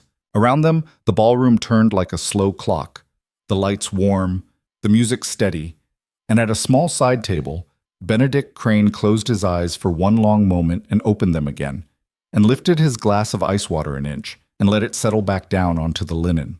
They danced through the rest of the piece. Neither of them spoke again. She was aware, in a small, distant way, of the music ending, of the quartet pausing, of a smattering of applause that she did not turn her head to acknowledge. He stepped back from her. He kept her hand for 1/2 second longer than the form required, and then he released it. Miss Bennett? Mr. Hale. Would you do me one small courtesy? If I can. Would you come with me for 2 minutes, just to the corner? I need to do something, and I would like you to be standing where I can see you when I do it. She looked at him for a moment, then she inclined her head once. All right. He did not offer his arm this time. He just turned and walked, and she walked beside him. Not behind. Beside. The ballroom parted for them the way ballrooms part for couples that a room has decided, for its own reasons, to notice. They did not go to the corner she had expected. They went to the low, gently raised platform near the string quartet, where a small standing microphone had been set up earlier for the evening's announcements. The MC, a woman in a black pantsuit with a clipboard, was at the edge of the platform, waiting for the next transition in the program. Dominic raised one hand to her. Karen, Mr. Hale. A minute of your microphone, please. Of course, sir. He stepped up onto the platform. Maya remained at its edge, at his left hand, the gown settling around her ankles. The low buzz of the room began to notice the movement. A few heads turned, then more, then most. It was a room that was trained by long habit to watch what Dominic Hale did with his hands. He tapped the microphone once with his forefinger. The small thump carried. The room, by degrees, went quiet. He did not smile. He did not warm up. He did not thank anyone for being there. Ladies and gentlemen, he said. His voice was even and unhurried. My name is Dominic Hale. Most of you know me. A portion of you do business with me. A smaller portion, I think, actually like me. That distribution is fair. A thin, uncertain laugh moved through the room. I will not take long. I have 2 things to say, and then you will have the room back. The quiet deepened. The first is this. Earlier this week, at a dinner, a man at my table made a wager. The wager was about the young woman standing beside me now. The wager was cruel. The substance of it was that she was too small to walk into a room like this one, and that if she tried, she would fail in a way that would amuse the men at the table. I am not, tonight, going to name the man who made the wager. He knows who he is. Several of you may guess. Your guesses are probably correct. But I will say this. I accepted that wager. I did not need to. I had a number of reasons in my head at the time. None of them were good. They are not better tonight. I accepted the wager because it was easier to be amused by the idea than to be honest about what was being said and about my part in allowing it to be said at my table. A small shift in the room. People set down their drinks. I'm telling you this not because I have been made to, and not because I am hoping you will think better of me for saying it. You will not, and you should not. I am telling you this because Miss Maya Bennett, who is standing beside me, heard that conversation. She heard every word of it, and she came tonight anyway. He paused. The ballroom was entirely still. Somewhere in the silence, a fork made a small, clear sound against a plate and stopped. She did not come tonight because I invited her. She came tonight because she had decided, sometime between Tuesday and now, that she was done being the quietest thing in every room. She walked into this ballroom 2 hours ago on her own 2 feet, and some of you saw it, and you will remember it, and your children will hear about it. I'm telling you this because I want the record, tonight, in this room, to be corrected. She is not my experiment. She is not my guest in the sense that you might mean it. She is not my anything. She is a young woman who crossed 41 floors to stand in a room that was waiting to laugh at her, and who did not give the room the satisfaction. That is all. He stepped back from the microphone. Then, to the surprise of no one who had been watching carefully, and to the shock of everyone who had not, Dominic Hale turned to Maya Bennett at the edge of the platform, and in front of 340 of the wealthiest people in the city, inclined his head to her in a small, precise, unmistakable bow. Not deep, not theatrical. A half-inch nod of the head, the kind of bow a man gives to his equal when he has, belatedly, understood her to be so. The ballroom did not react immediately. It did not know what to do. It had no template for what had just happened. Then, slowly, from a table near the back, an old man stood up. Maya recognized him. It was Harold Linley, the chairman of the Arts Committee, the man whose granddaughter was 300 miles away and not happy there. He stood, and he put his 2 soft, wrinkled hands together, and he began to clap. Slowly. Once. Twice. 3 times. His wife stood beside him. She began to clap. Then Benedict Crane, at his small side table, set down his glass of ice water and rose, slowly, the way a very old man rises, and he began to clap as well. And then the ballroom, by degrees, by 2s and 3s, and then by whole tables, began to stand. Not for Dominic. The applause was not for Dominic.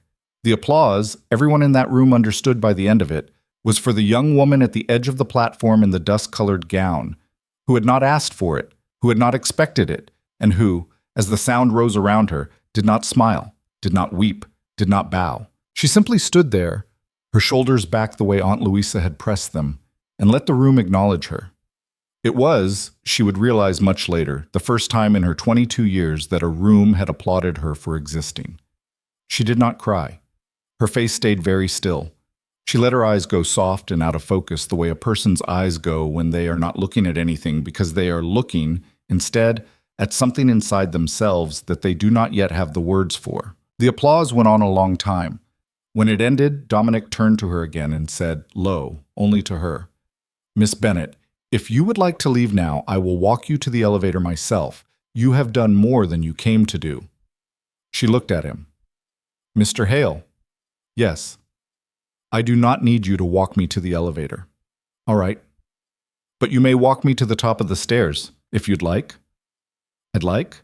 They stepped down off the platform together. They crossed the ballroom. The room had not gone back to its earlier shape. It had become something quieter, something more careful, the way a room is quieter after a storm has passed through it. Heads still turned, but the turning had a new character, not appraisal, not speculation. Something almost approaching respect, which was, in that specific ballroom, the rarest currency of all. They reached the marble staircase. Maya paused at its bottom. She turned to Dominic. "Mr. Hale?" "Yes." "This will be the last time I see you for a while, I think." He looked at her. He did not protest. "I understand," he said. "I don't think you do.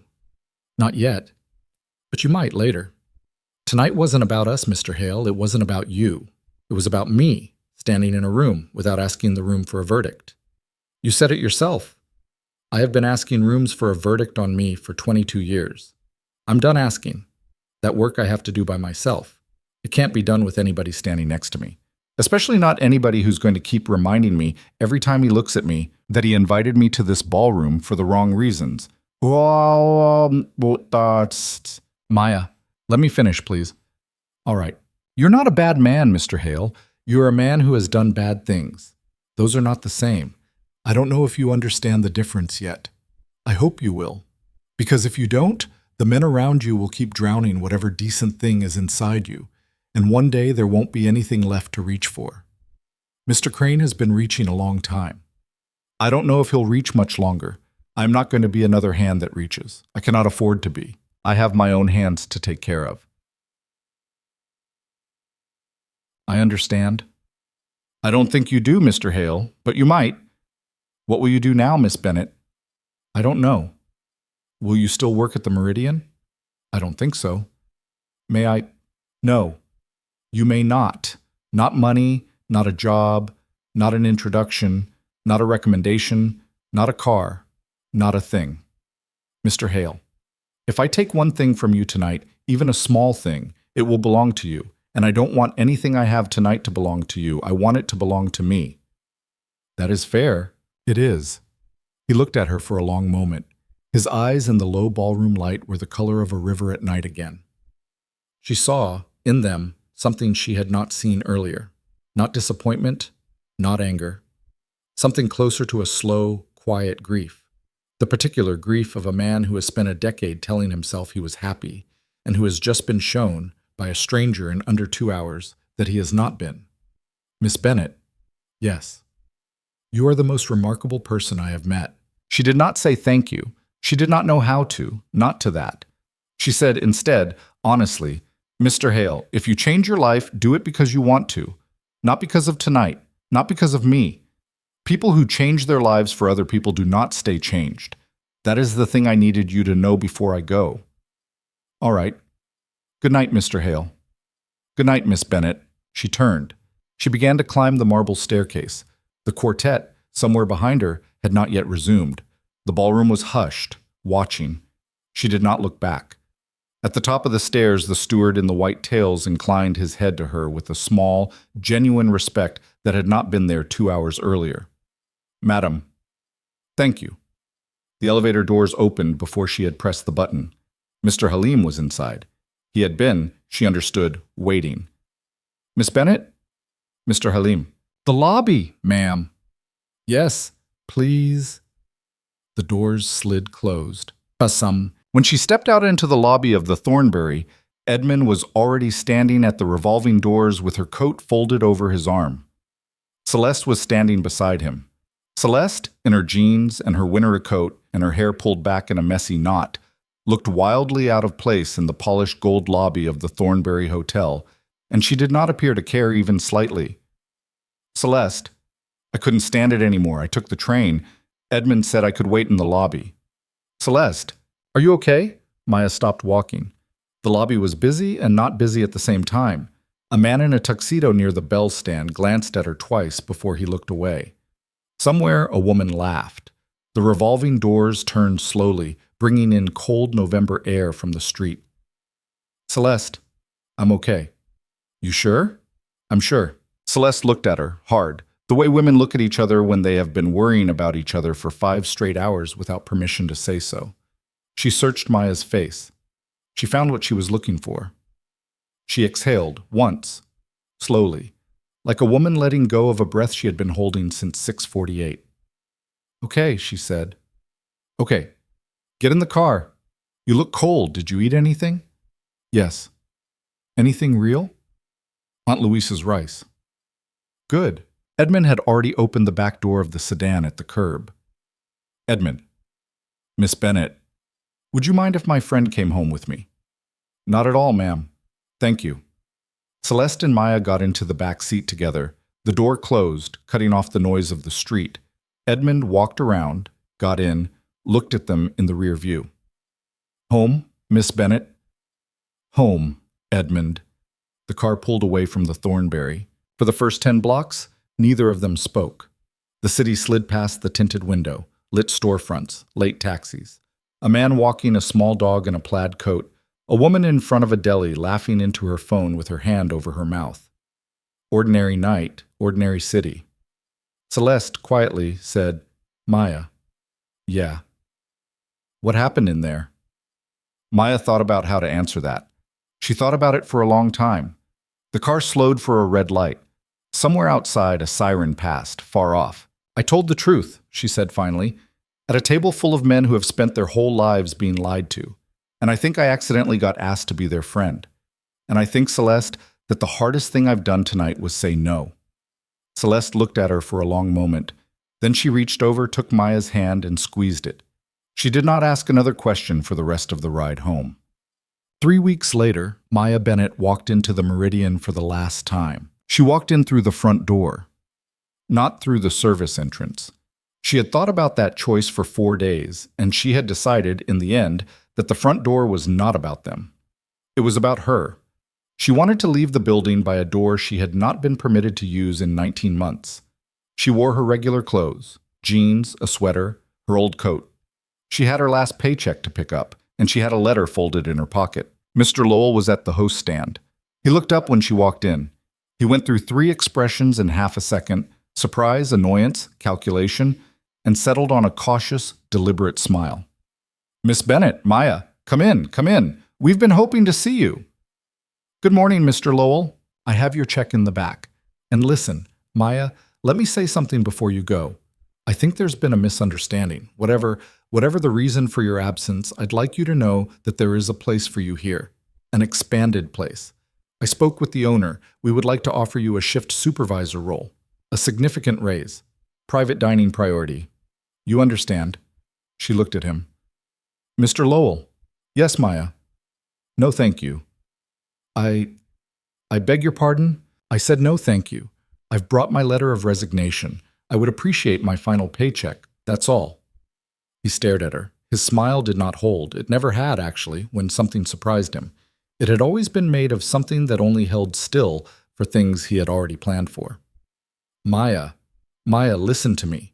I don't think you understand what I'm offering. This kind of position doesn't—" "Mr. Lowell, I'm 22 years old. I have been at your restaurant for 19 months. In 19 months, you have corrected the fraying of my collar, the height of my bun, the hem of my apron, and the volume of my voice. You have never once asked me how I was. I do not hold it against you. It is not, I think, a thing you do, but I'm not going to be a shift supervisor at your restaurant. I have another plan. I came to tell you so in person, and to pick up my check, and to leave the key to my locker with Raoul. Is my check in the office?" He looked at her, and for a long, strange moment, his face was not the face of a man who managed a restaurant. It was the face of a man who had just realized something about himself that he had not known. He did not, she suspected, like what he had just realized. "I'll get your check." "Thank you." He went to the back. She stood in the host stand alone for one long moment. She looked at the dining room, the booths, the tables, the long oak service station, the velvet curtain of the private room at the back. She had seen this room for 19 months from a specific angle, and she was never going to see it from that angle again. She did not feel sad. She did not feel triumphant. She felt, more than anything, as if a long conversation she had been having with herself had simply ended. Raoul came out from the kitchen in his apron. He saw her. His face did something. "Bennett?" "Hi, Raoul." "You're leaving." "Yes." He walked across the dining room. He stopped in front of her. He did not hug her because Raoul was 61 and from somewhere in Guatemala he never talked about. And Raoul did not hug. He looked at her, though, for a long moment. "You walk good today," he said. She laughed, surprised. "I what?" "You walk. Into the door. Different. You walk good." "Raoul, you go do something now, yeah?" "Yeah." "Good." He nodded once, sharply. Then he reached into the front pocket of his apron, and he pulled out a small, battered pocket notebook, and he tore out a single page, and he wrote something on it in block letters, and he handed it to her. She looked at it. A name. A phone number. A neighborhood in Queens. "What is this?" My cousin, you know people. You need work someday, not waitress work. Call. Say Raul. He listened. Raul. Take, Bennett, is nothing. She folded the paper. She put it in her pocket. Her eyes did the hot thing for a second. She blinked them clear. Thank you, Raul. Go. Mr. Lowell came back with the envelope. He handed it to her, silently. She thanked him, quietly. She laid the letter of resignation on the host stand. She walked out through the front door. The bell over the door rang behind her. It was the sound she had heard 19 months of customers leaving by. It was the first time it had rung for her. She walked down the block in the late morning cold, and she did not count the streetlights. Aunt Louisa's cousin, it turned out, was a woman named Marisol, who ran a small scholarship office at a community college out in Queens. Raul had sent her, but when Maya arrived for the appointment, Marisol looked at her across the desk for a long moment and then said, in a dry voice, Celeste told me about you last week, and my sister called me yesterday about you, and Raul called me this morning. That is 3 people who don't usually call me. I assume I am supposed to be impressed. I don't know, ma'am. No, you don't. Sit down. Tell me what you want to do. Maya told her she had been thinking about it for 3 weeks. She wanted to go back to school. She had started, at 19, a community college program in social work. She had dropped out after her mother died because she could not afford both tuition and rent. She wanted to finish. And then she thought, to do something with young people who had aged out of the foster system. She was not sure yet what. She wanted to learn what from inside the work. Marisol took notes. She nodded. She asked 2 questions. She made 3 phone calls while Maya sat in the chair across from her. Then she looked up. Okay, here's what we're going to do. You take the placement exam Thursday.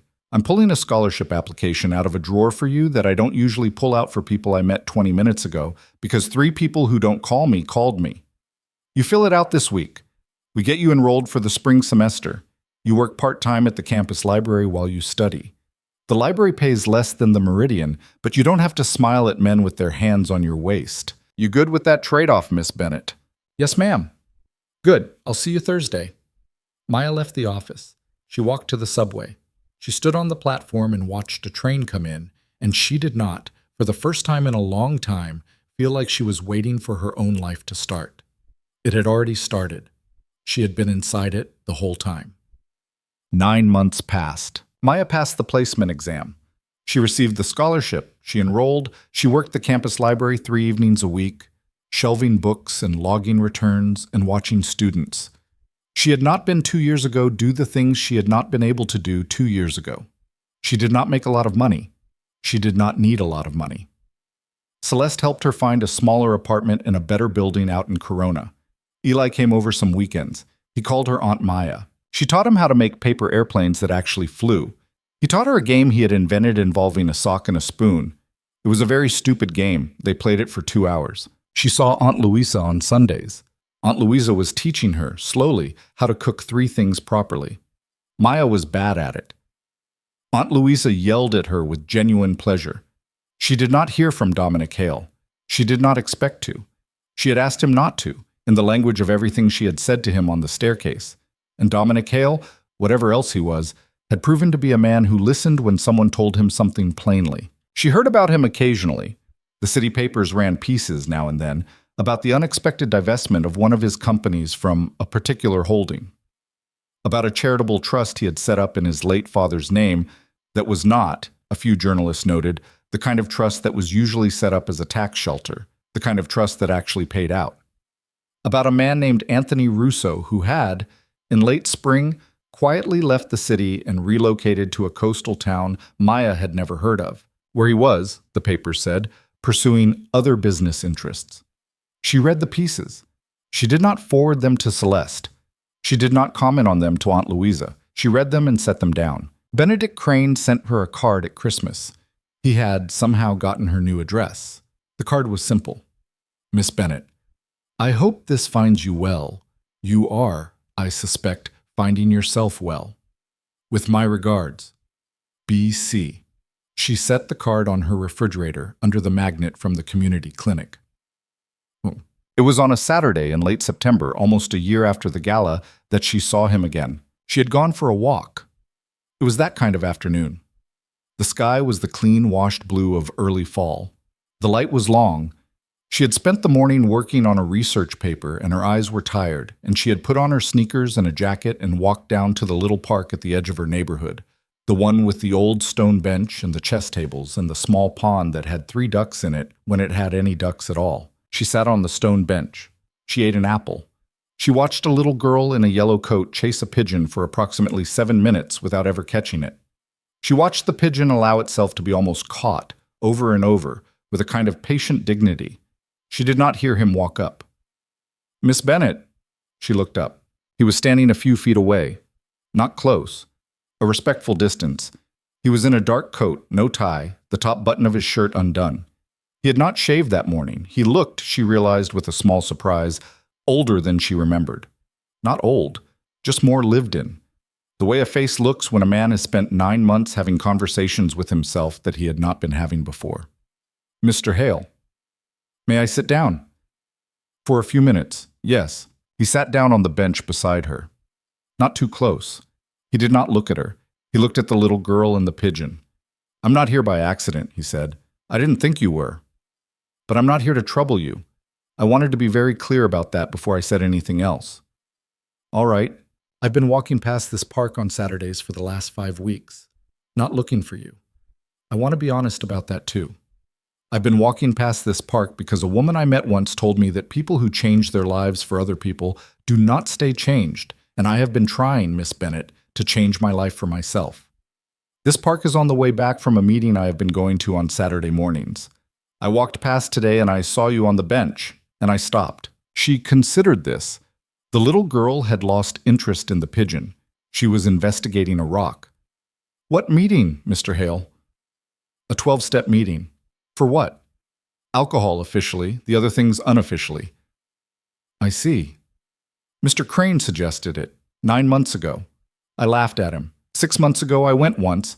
I have been going every Saturday since. I don't speak. I listen." "That's a lot of listening."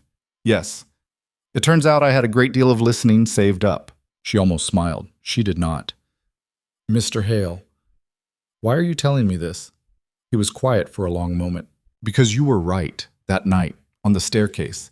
You said I was not a bad man. I was a man who had done bad things. You said the men around me would drown whatever decent thing was inside me if I didn't do something. You said Mr. Crane was reaching and he wouldn't reach much longer. You were right about all of it.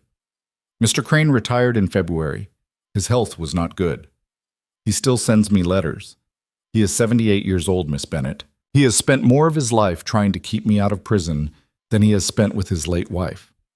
That is a debt I do not know how to pay. I am trying to pay it now. I am trying to pay it by being, slowly, a man he would have retired earlier from." She looked at him. "Mr. Hale?" "Yes." "What are you asking me?" "Nothing. Nothing." "Nothing, Miss Bennet. I have not come here to ask you for anything. I have not come here to ask you to dinner. I have not come here to ask you to forgive me. I have not come here to ask you to tell me I am doing well. I have come here because I saw you on a bench, and because, sitting down next to you, I wanted you to know one time, directly from me and not from a newspaper, that I heard you that night. I have heard you every week since. That is all.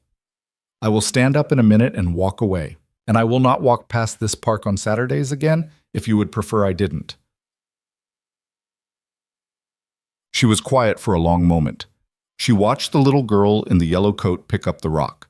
She watched the pigeon, finally safe, fly up to the top of a low wall. "Mr. Hale." "Yes." "What do you want your life to look like in 5 years?"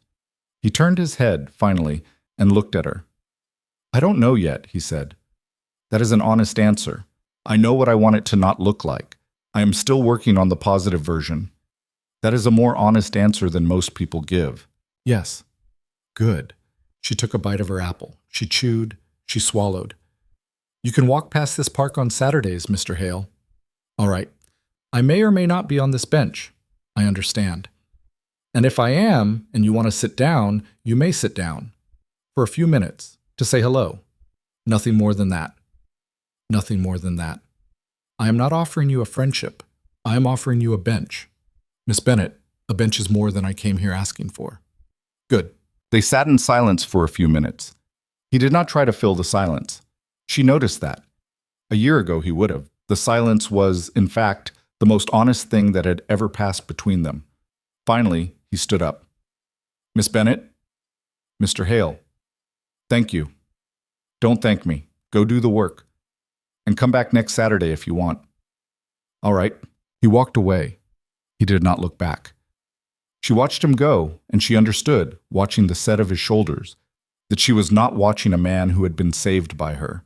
She was watching a man who was trying alone to save himself, and who had just been granted by a stranger the small permission to walk past a bench where he might occasionally be spoken to. That was what it was. That was all it was.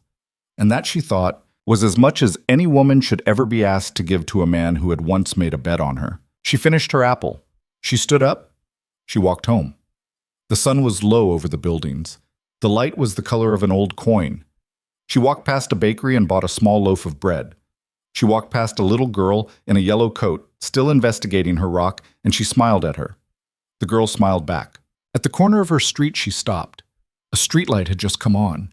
She counted, without meaning to, the number of streetlights between the corner and her new building. There were 6. She almost laughed at herself. 6 streetlights. She climbed the stairs to her apartment. She put the bread on the counter. She stood in her kitchen, a young woman of 23, in a small apartment that belonged, for the first time in her life, fully and only to her. The refrigerator had 3 magnets on it now. The community clinic, a photograph of Eli in a Halloween costume, and a single folded card from Benedict Crane. She stood there for a long moment. She thought about her mother. She thought about the pamphlet. Count of 8 in, count of 8 out. She thought about 17 streetlights on a wet October night, and the slap of a broken shoe on cracked pavement. She thought about a room full of 300 people, a marble staircase, a dress the color of dusk. She thought about Tony Russo, who had told a room that she was wallpaper. She thought about Aunt Louisa saying, "You have already lost the things they are afraid of losing." She thought about the little girl with the rock. She thought about how, for most of her life, she had believed that being small was a thing the world had done to her, and how she had learned, over the course of 1 gown and 1 staircase and 9 long months, that being small had, in the end, only been a thing she had done to herself in response to a world that had asked her to, and how the door out of smallness was not, as she had once thought, a grand door on the 42nd floor of a hotel. The door out of smallness was, it turned out, 1,000 smaller doors, each of them requiring a different kind of courage, most of them located in very ordinary places: in a bathroom at Celeste's apartment, in the spare bedroom of a 73-year-old woman in Bay Ridge, in a park bench in Corona, in the simple, unspectacular act of walking through the front door of a building one had always been required to enter through the back. The real lesson, she understood now, standing in her kitchen with her hand on the loaf of bread, was not that she had walked into a ballroom and changed a room. Rooms, in the end, were not the point. The real lesson was that no ballroom, no dress, no applause, no apology from any man had ever been required for her to be a whole person. She had been a whole person on the bus in the rain. She had been a whole person serving ribeye in a private dining room while 5 men talked about her like she wasn't there. She had been a whole person at 15 in a foster home, at 19 the morning after her mother died, at 22 in a kitchen with $163 to her name. The ballroom had not made her whole. It had only, for the first time, stopped a room full of people from pretending she wasn't. The work of the rest of her life, she understood, was to stop pretending it herself. She turned on the kettle. She made a cup of tea. She sat down at her small kitchen table next to the window, and she watched the sky turn from old coin to evening blue over the rooftops of a city that had, 1 year ago exactly, not yet known her name. Outside, someone laughed on the sidewalk. A bus hissed at a stop 2 blocks away. A streetlight hummed on. Maya Bennett picked up her pen and opened her notebook, and she began quietly to write her next week's lecture notes. And somewhere in the city, in a quiet apartment on a quiet street, an old lawyer named Benedict Crane set down his evening book, looked out at the same sky, and smiled to himself very faintly for no reason his housekeeper, when she came in to collect his tea tray, could identify. The city went on. The story, in the way that real stories go on, did too. But for Maya Bennett, the part of her life that had required being afraid was over. The part that came after, The longer part, the quieter part, the part nobody would ever throw a gala to celebrate, was just beginning, and she was ready for it. She had, it turned out, been getting ready for it her whole life.